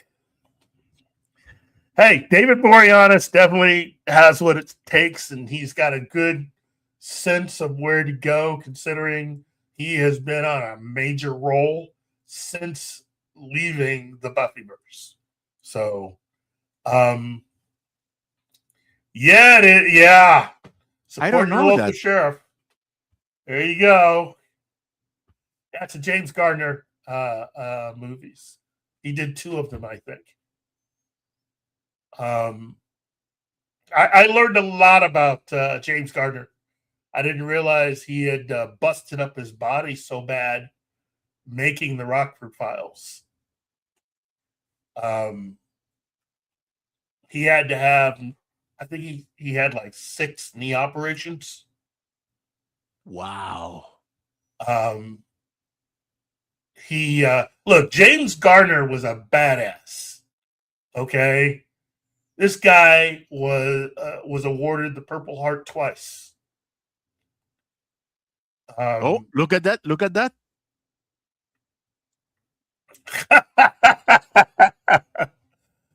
I think Tom Clancy's idea would have at least allowed you to see certain people like Higgins and others, but it would have also introduced you to a whole new group of characters who would have been around Magnum, and you would have seen something that would have been different. JJ, yeah, his autobiography is amazing. Yeah, I've yet to read it, but I've learned a lot about him. And let me just say, his early life when he was a boy, wow. I didn't learn that until today. I'd not heard the story about when he was a boy. Oh, my goodness. Look, let's just say there's a lot of people walking around. I am surprised James Gardner didn't end up in therapy. For him to turn out the way that he did, you never would have known what he went through. Ooh. His life is a freaking movie, is what it is. But, I admire the fact that he stood up for what he believed in, and he wasn't afraid to even go up against his bosses when he felt he had been cheated. and he took on any and all comers. You wanted to take on James Gardner, he was the guy. You wanted to dance, he was going to try to lead. So, woo. I mean, 2 Purple Hearts. 2. Damn. He made it into the Merchant Marines by lying about his age at 16 because he needed to leave home. He needed to leave home. And right now, in his hometown, this place that he left, there's a statue there of Maverick in Norman, Oklahoma. So if you're one of those people that likes to travel different places, Google Norman, Oklahoma. I think it's the James Gardner Boulevard or it's the Maverick statue. Check that thing out. Wow. Yeah, he did, James Caserta. Yeah, I remember hearing about that. Knocked old Glenn Larson on his backside. Yep. Yeah, and the reason why is pretty cool. Okay. Enlighten us. Okay, look, I like Glenn A. Larson. He did a lot of things that I grew up on that I enjoyed watching. But it's safe to say now that Mr. Larson's been gone for a few years, Mr. Larson creatively is someone who took a lot of ideas that other people had and quickly came out with television versions that he could make money off of. That's pretty much his entire career. He wasn't subtle. And eventually, Larson, it turns out, had been doing another TV series, and he was using ideas taken directly from the Rockford Files ideas and using them on another TV show. And I think the way I heard the story is that there was an episode that was almost a near 1-for-1 match for an episode of the Rockford Files. And Gardner happened to see Larson on the lot and pulled up, got out, walked over to him, and just straight up took him to La La Land. Yeah, larceny. Yep. Oh, man. Yeah, Gardner was ready to throw at any time. Again, 2 Purple Hearts, kids. 2 Purple Hearts. That's gotta hurt. I mean, the man was incredible. I was always a fan, but I really didn't know as much as I thought I knew about his life. And Grand Prix, yeah, that's 1966. I heard that before they casted he was going to play the lead, all of the actors who they were looking at got a chance to drive a vehicle, and they had to drive it fast on this course. You had a lot of guys who were trying to, they would brake at the wrong time. They were trying not to hurt themselves. They're just actors, right? Gardner, who was 6'3", got behind the wheel and he took to that track and discovered he had a love he did not realize he had for going fast and for racing. And let's just say he discovered he had a new ability and a new love. And by the time We he are stopped, saved. yes, by the time he stopped that vehicle, the person who was in charge of getting everybody ready, a real racer, said that this is your guy. He points to James Gardner because Gardner got out of most guys when they got out of the car, some of them had been white knuckling it. Some of them were a little shaken. Gardner got out laughing. He enjoyed it that much. And for the rest of his life, when he could, he established a brand new racing organization of which hey, Joe. And, hey, man, I'm sorry. Say hi, Foxy. Hi. hello. We're out of power. We have thunderstorms rolling through, and I just fired up the generator. That's the Oh, man, keep safe. Yeah, keep Oh, safe. we are. It's our neighborhood's knocked out. Looks like so. Yeah. Wow. Yeah, we're fine. Yep. Okay. Mm-hmm. Oh, we're just talking about James Gardner. Okay. Total Hollywood badass. Well, really total badass. Forget the Hollywood.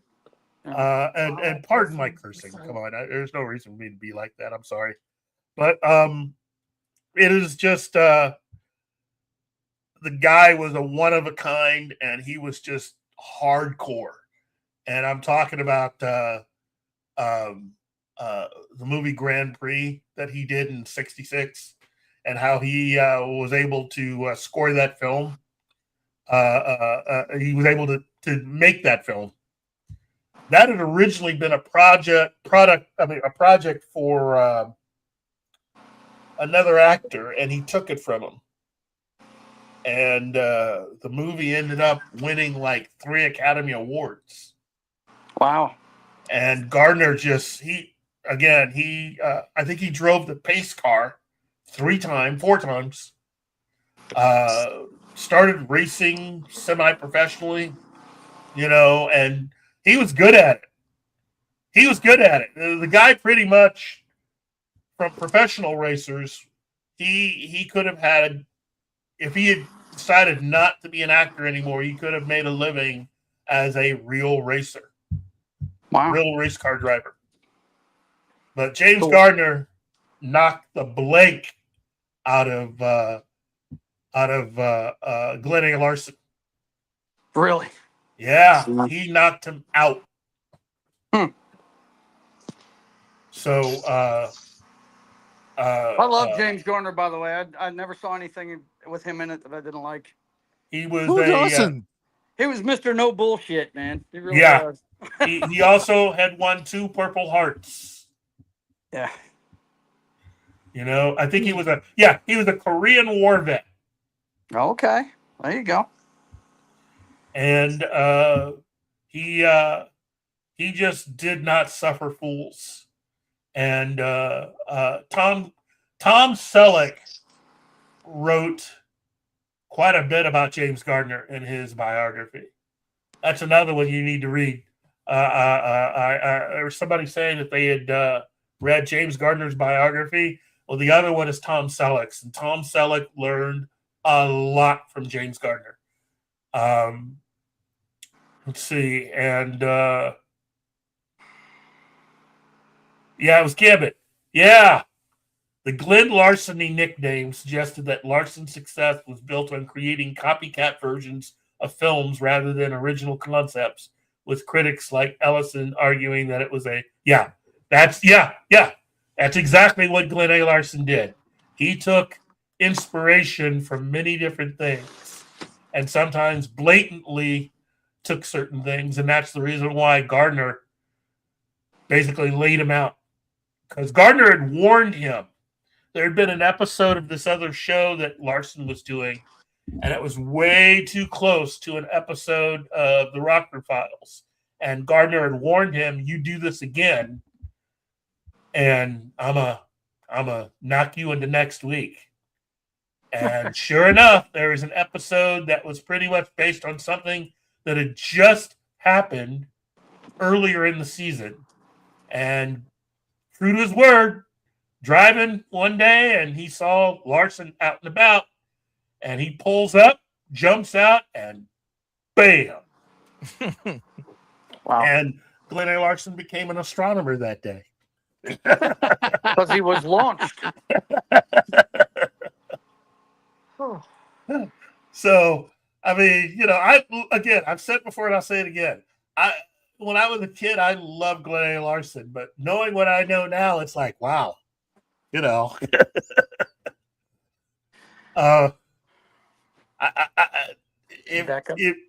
James Gardner didn't like you, he had a good reason for not liking you. So,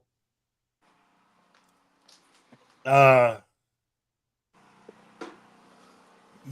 Now that story I hadn't heard about him and Charles Bronson. Whew.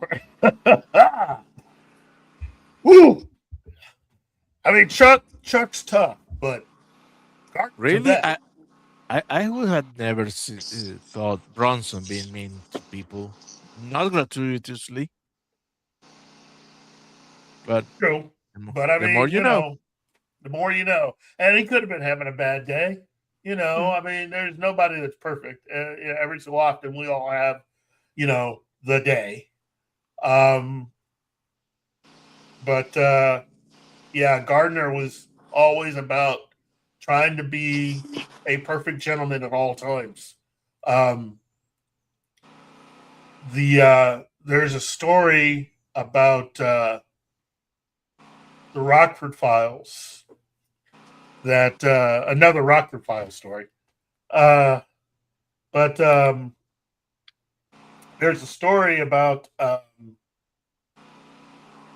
how if I remember correctly, it's a story with Gerald McRaney and actor Gerald McRaney, who was on Simon and Simon and has since been on other things. And according to Gerald McRaney, he had invited his parents out to Hollywood because he's a young actor, and he happened to be on the Rockford Files set, and James Gardner was talking, and Gerald McRaney walks up with his parents, and Gardner. Oh, that's it. It was the president of the studio who Gardner was talking to, and Gerald McRaney had walked up with his parents, and James turned and said hello to his mom and dad. Well, the head of the studio copped an attitude with Gerald McRaney and basically threatened to get him fired. And Gardner turned on the head of the studio and just basically told him what to go do with himself. And decided to take time out to show Gerald McRaney's parents the set and show them around.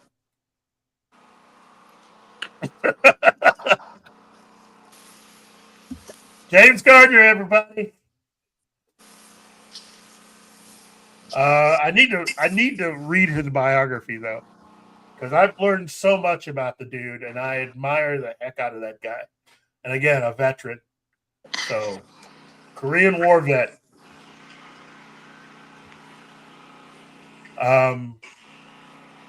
Yeah. Anyway, man, that's about the entire show. Jeez, guys. Flew by. It does fly by. I'm glad I jumped on. I saw Brian wasn't here, so I said, you know what? I'm gonna see if these guys want to co-pilot. Hey, you're always welcome to jump on at any time. I know, brother. I know. I miss seeing you. I miss hanging out with you. You and your lovely wife. Yeah. And how's yours, by the way? How's she doing? She is good. She's working right now, and hopefully I haven't done anything wrong yet. Right. I try to stay off her bad side. Let's put it that way. There you go. Don't we all? I mean, happy wife, happy life. I think mine can she knows where I sleep, so I got to be on my best behavior. Boy. Well, I'm really not worried about anything like that. But I do try to Oh, keep her happy. So my wife, yeah, she's more than capable of taking me out. well, my wife was a nurse for 20 years, so yeah, mine's capable too. But, Yeah, you yeah. know, probably make sure I wouldn't. It would be an accident too. But I think mine would make it look like an accident. You know? yep. I think the cops would have a hard time figuring out how I fell on that knife 14 times. Right. Oh man. 14 times. I can't believe it. Well, he was known to be very stubborn, so he wouldn't let go of the knife, and he would keep slipping on his own blood. So I don't even think she'd even admit being in the same room, but it's just like, officer, I was fast asleep. I have no idea how he continued to fall on that knife after the first 10 times. Oh, I've told my wife has this habit of sneezing. And they're like Lay's potato chips. She can't just do it once. And I told her one time, I said, this is how they're going to find me. You're going to be explaining yourself. You're going to be like, I don't know what happened, sir. I sneezed and he fell over dead. I don't know what happened. Ariel, that is extreme cruelty. Ouch. Wow. You just went straight for it. Thank you, Ariel. Geez. Oh, this God, reference? No. I love that reference. No. Right. Yeah. Hey, I like the way that Ariel could just drop that and, not have to explain too much who. No, you don't. We get it. There could be a lot of younger guys who don't get that reference. Well, Gambit get it. Of course. Get it. Hey, if you just Google John Wayne Bobbitt, just scary stuff. Yeah. Well, no. What made it scary is the nonchalant way she just dumped it. Right. That's like Fatal Attraction levels of. Scary. Yeah. He should be grateful that she didn't decide to put it into the blender. At least. Oh my! Jeez, thanks, Martin. Thanks for the visual, Martin. What the hell, bro? Oh my gosh! Damn. Oh. Okay. On that note, this motherfucker. Everybody. Good Lord! Before Martin continues. Oh wow! Ouch. Yeah. And JJ, yeah, she drove with it in the car. She put it in the baggie and then threw it out the window as she was driving. Psycho! Yeah. Look, she was an abused woman. I have to at least be fair about this. She was an abused woman. Okay. I just know me. I have this habit of waking up when anything sharp it happens to be near me, especially at that level. So just want it known. I love everybody. That takes care of it. I love everybody. Yeah.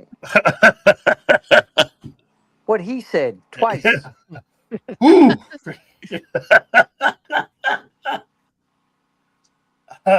Yeah. Ouch. Yeah.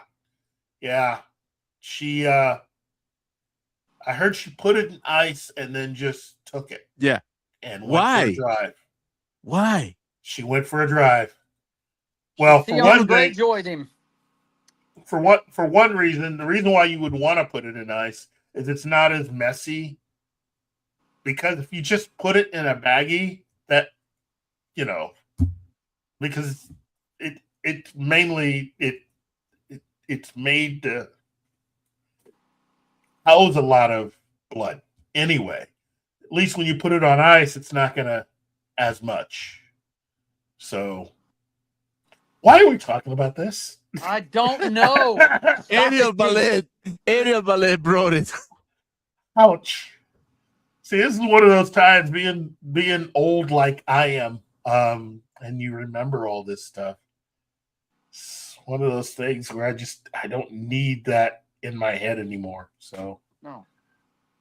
Whoa! Oh, whoa! Oh, WB, you got to water brother first. You know, maybe God was trying to tell me something when he turned the power off. Maybe I wasn't supposed to come back to this Well, conversation. you have our lovely Ariel to thanks for. Oh, Oh, geez. Look, let's go back to talking about James Gardner. Yeah, right. you remember the name of the first movie? Oh, geez. Do you remember it? Which movie? Oh, because John Bobbitt, he became a porn star. Oh No no, way. I thought we were going to. Now that's just freak show level shit right there. Okay, it was called. Excuse my language, but that's just wow. The Really? movie was called Franken Penis. That's a different level of monetization right there, bro. That's man. insane. Oh That's man. Oh, I'm gonna burn for that one too. Look, wow. That's man. I kind of surprised myself with how much I forgot / repressed. Okay, I'm bringing up the banner because we need to talk about fandom. We need a palate cleanser. Yeah. Wow. Gotta reset. Look, I will say this though. That name was already taken, Ariel.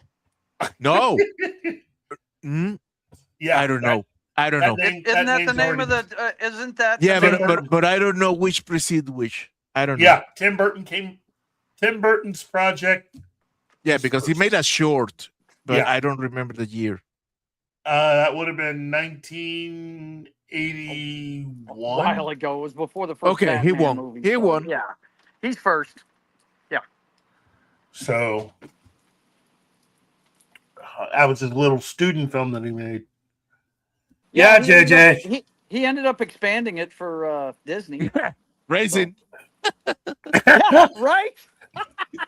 Wow.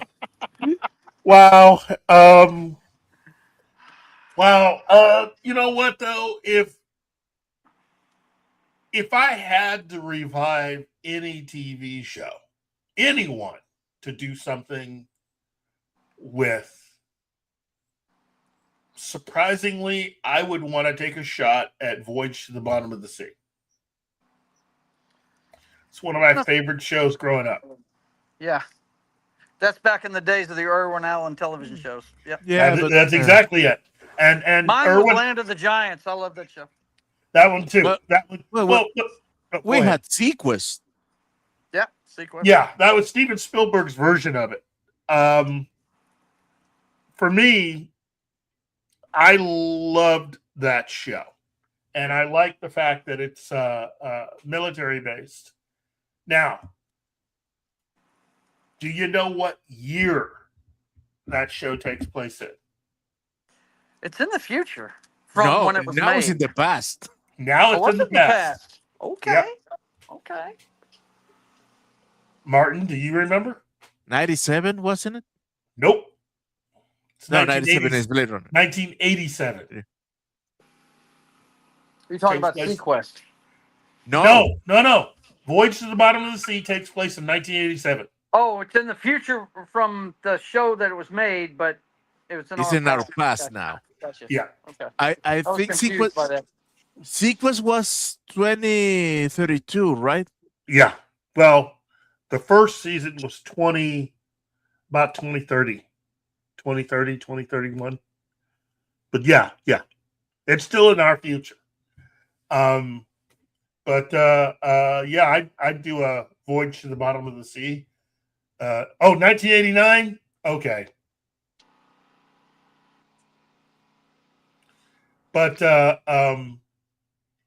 I'd always loved Voyage to the Bottom of the Sea. Loved all the characters. And The mini sub. Yeah, Oh. the flying sub was so cool. Yeah. That's just one of those that every time I see a model kit or something, I'd think real hard about making that because the flying sub was Dude, so the cool. miniature work that they used to put in shows. When you mentioned Voyage to the Bottom of the Sea, you know what I thought of? What was that Yep. Jerry Lewis movie? I think it was called Hello Down There, where they were living under the ocean. Oh, I don't I thought it know was. that one. Oh, Wait yeah. a minute. That was He a did- long time ago. He did one under the ocean, and he did another one in space. Yeah, I think it was Yeah, Hello Down There. I saw the one in space. I'm not sure. Yeah, the one in space was called Way Way Out. Yeah, way out. Yeah, there you go. Yep. Wow, God, we're old. I've been thinking a lot about comedy because they have a new documentary. I haven't finished watching it yet. It's 2 episodes, and each episode looks like it's about an hour and a half long. Uh-huh. I think I'm watching it on Prime. I think it's on Steve Martin. Wow. And, his rise through how he. Did you know he studied philosophy? And Yeah. Early in his career, he was thinking about quitting and just becoming a philosophy teacher. I was like, Was wow. that after Steve Martin Mole? What's that? Was that after he was doing Steve Martin Mole? No, this was before everything. Before he was even on. Before he was even writing for Rowan and Martin. Smothers Brothers. Yeah, the Smothers Yeah. Brothers. That's it. Not Rowan and Martin. Smothers Brothers. You're right. That's where he started. This was before that. I mean, he was Wow. like, he set a goal. He was like, look, if I'm not, if I haven't gone anywhere with this till the age before the age of 30, then I'm just gonna have to find another way to make money. But what the biggest thing he did was because he used to open for everybody, you know. A lot of them saw, and I love how everything goes back to Linda Ronstadt, one of my favorite women of all time. He used to open for almost every band that went through the Troubadour there in LA. Yeah. So, Well- but he decided that if he was going to move forward, he had to stop opening and start headlining, and that's when things really started to change for him.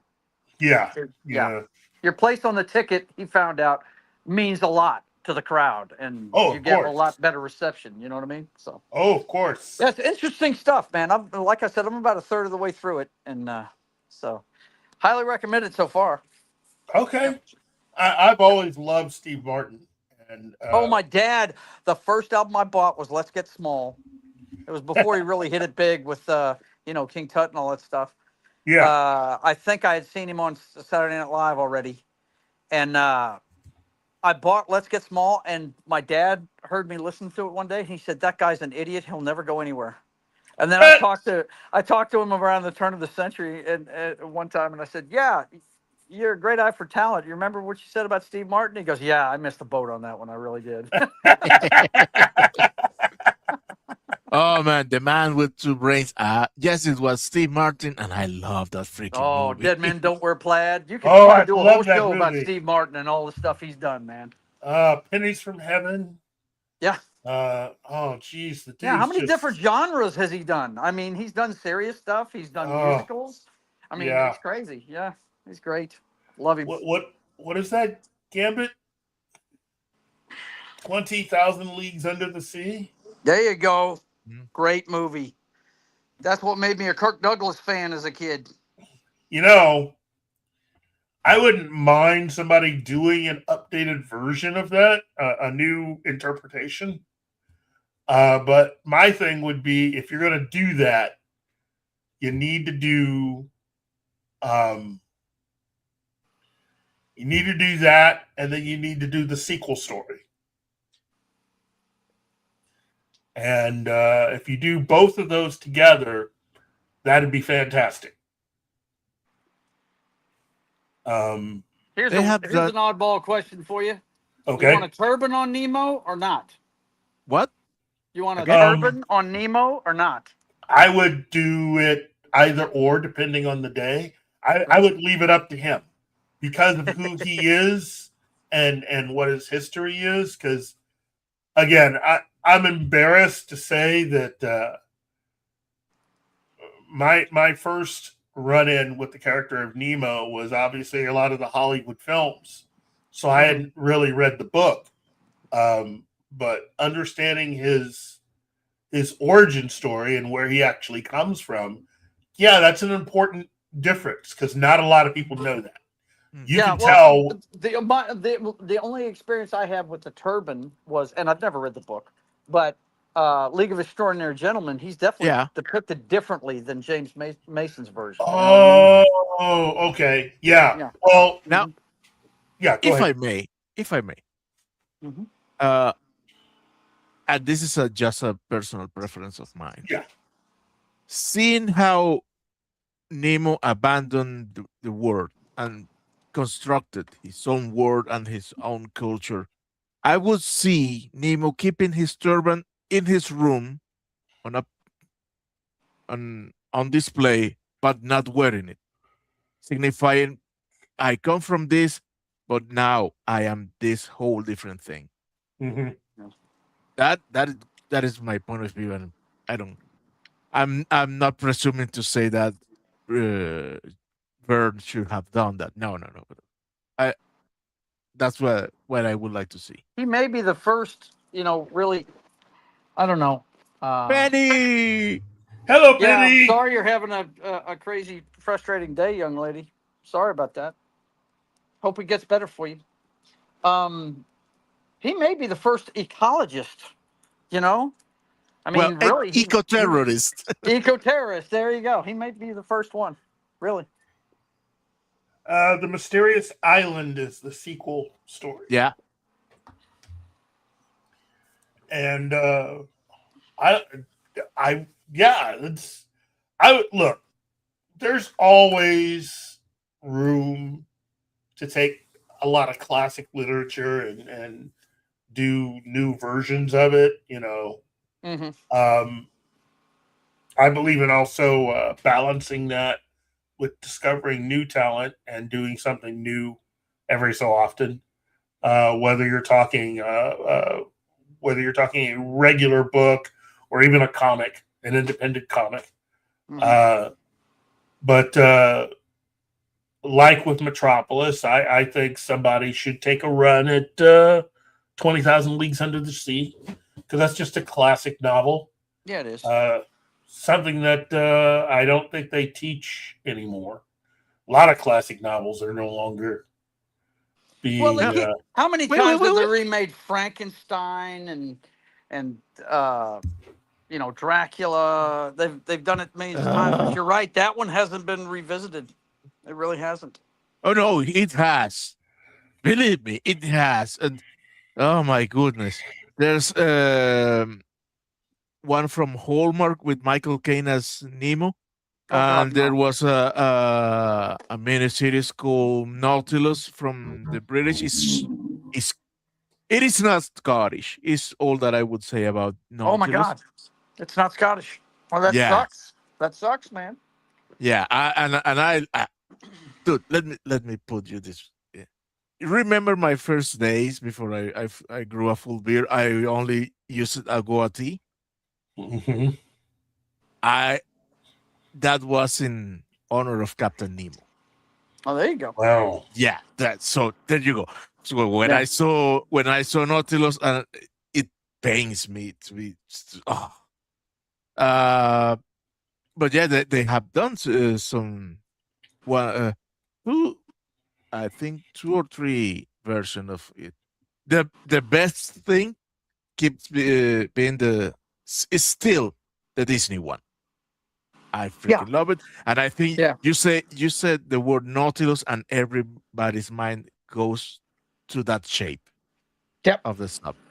Yeah, which the serrated point of the which leads me to, if they were to do something with it, would you like to see that sub again or the one from the League of Extraordinary Gentlemen? Because I loved that one.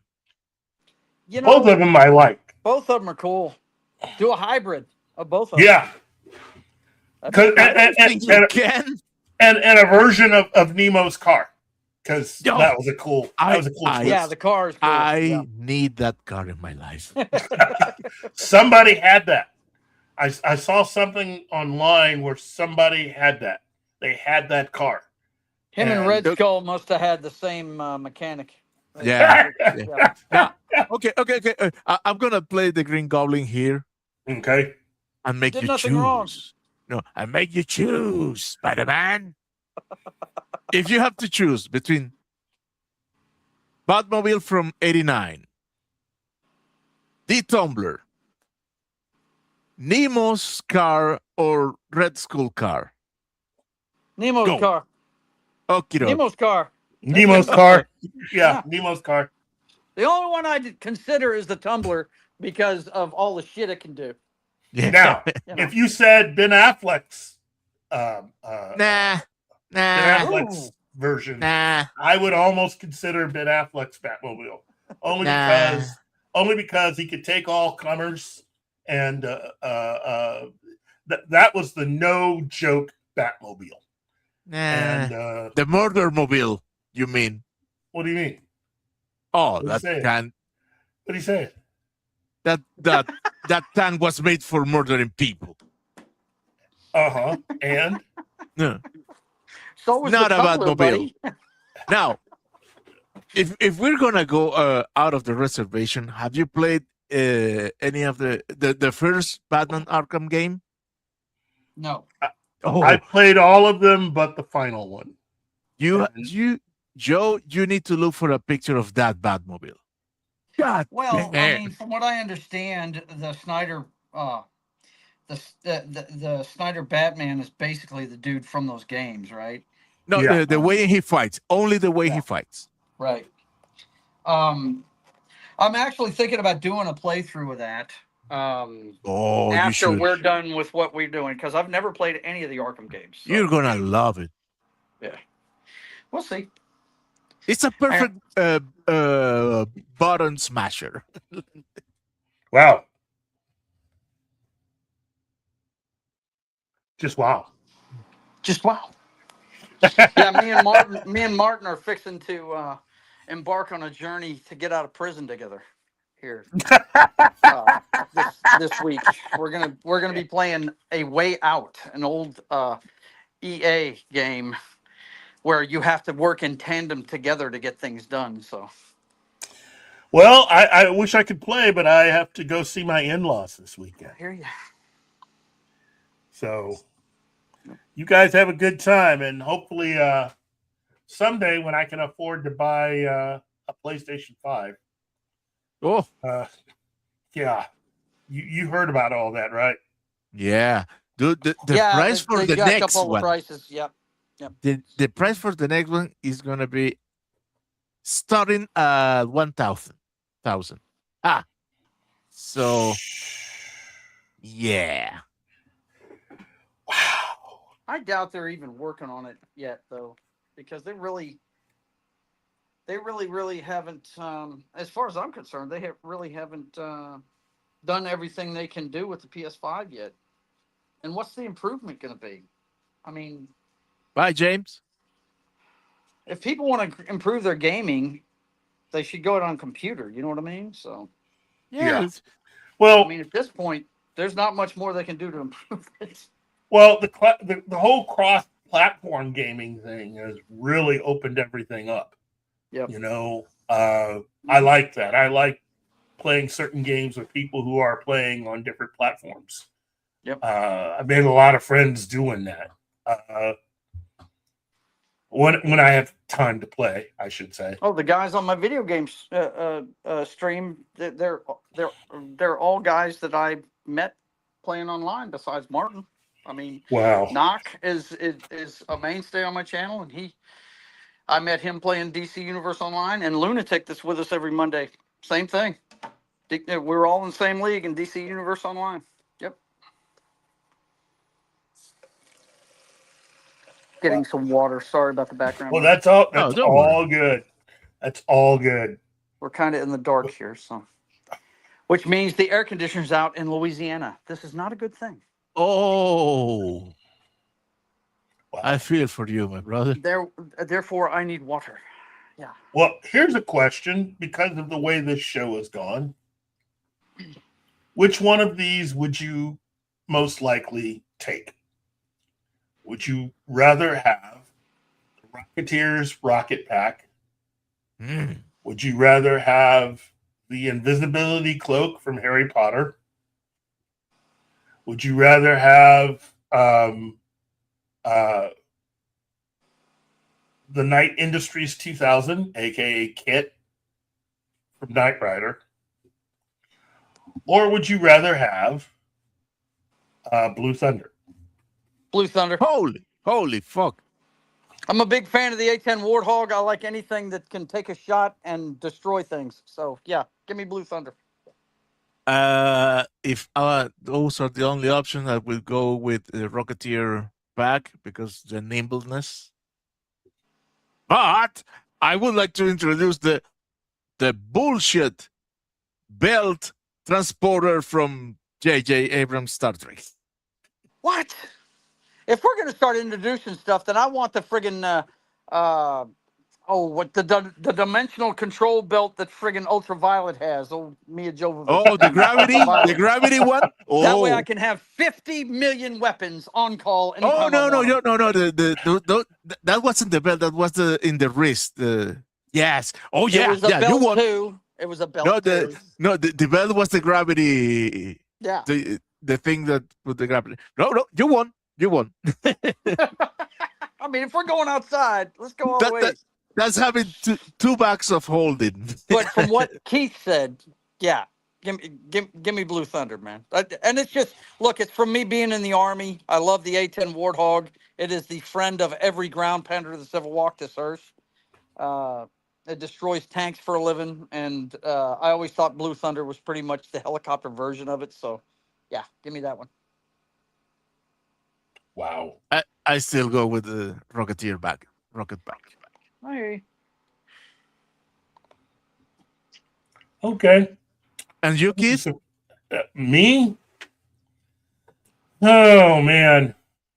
You brought it up, pal. I know. Yeah. My thing is, those were all things that I like a lot. Right. But if I had, if the gun were to my head and I had to pick, I would go with the Rocketeer's rocket pack because the flying, it's a childhood thing with me. The ability to be able to fly, and short of being a Kryptonian, yeah, that rocket pack would be the end all be all for me. The ability to just be able to strap that on and just fly. Well, you guys might be able to fly circles around me, but if I hit you, you're going down. Yeah. There's no doubt about it. 45 caliber pistol. If I hit you, you're going down. No Yeah. matter where I hit you. Yeah. I am not going to argue that. I mean, you'd probably take me out, but I'd go down with a smile on my face because. Cross your fingers. It looks like our lights just came back on. So. Look, guys, I'm going to get out of here. With the lights coming on, that means I'm going to have to turn the generator off and all that bullshit. Yeah. Take care of yourselves. It was good. Thank you very much, Joe. Martin. Hey, it's always great hanging with you. Yep. Yeah. Bye. Let's see. Gambit says, true story, fellas. Because he was such a fan of the short in particular, Star Wars creator George Lucas tended to arrange the short be shown before the original. Okay. Star Wars film during its initial run in theaters and succeeded in making this happen. Oh, he's talking about Doc Dodgers. Oh, okay. Nah, that would have been awesome. In fact, you know what? I'm gonna start doing that with my Star Wars binge from now on. Let's start with Doc Dodgers. Show Doc Dodgers. Yeah, I think a Buck Rogers television series would be kind of neat.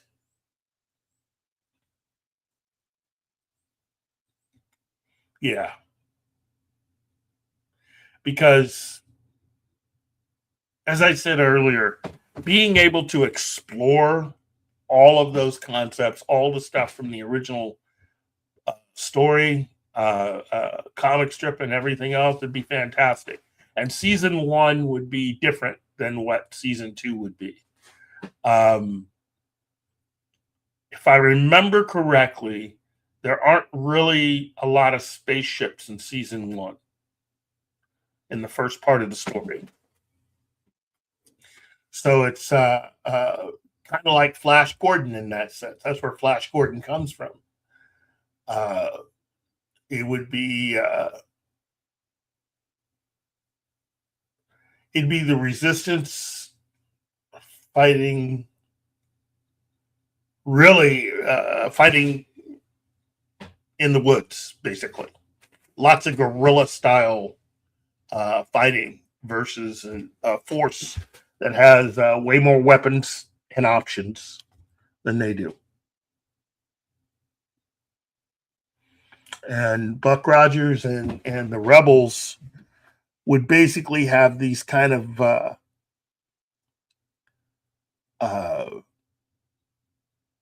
they're not really rocket packs. They're more or less like body enhancements or body enhancement suits. So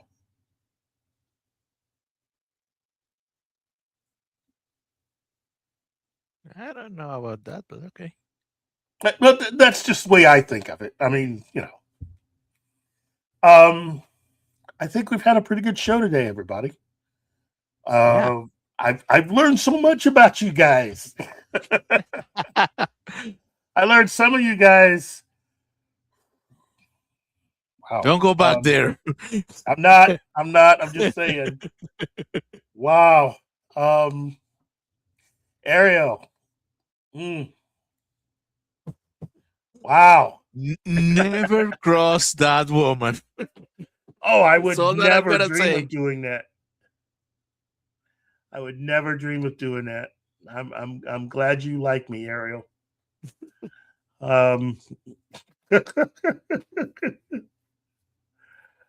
Well, great show today, everybody. I really enjoy when we have days like this. So, Penny, James Caserta, Vinkman, Power Ranger Donnie, Ariel Bellette, Shinotsky, Slasher Fred, James Jameson, aka JJ, Real Popcorn Geek, Connie Cleary, Andy Morrow, Gambit. Yeah.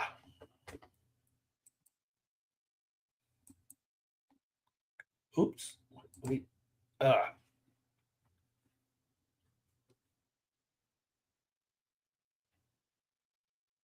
Yes, That's it. Everybody. Gambit, you cannot see the Doc Dodgers and not get in love with.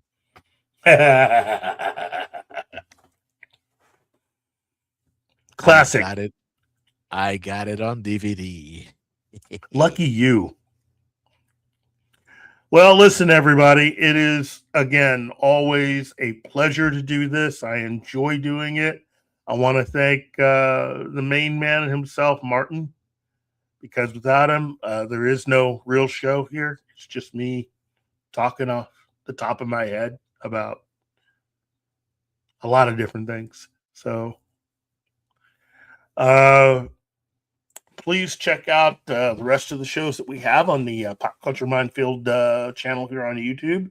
And don't forget to like, share, subscribe. And if you want to be notified of when we will be broadcasting next, just check out the just the little click on bell. Yeah, the little bell there. So, and I think that's it. Okay. Well, that's it for me. So, and for me too. Bye, everyone, and have a good day.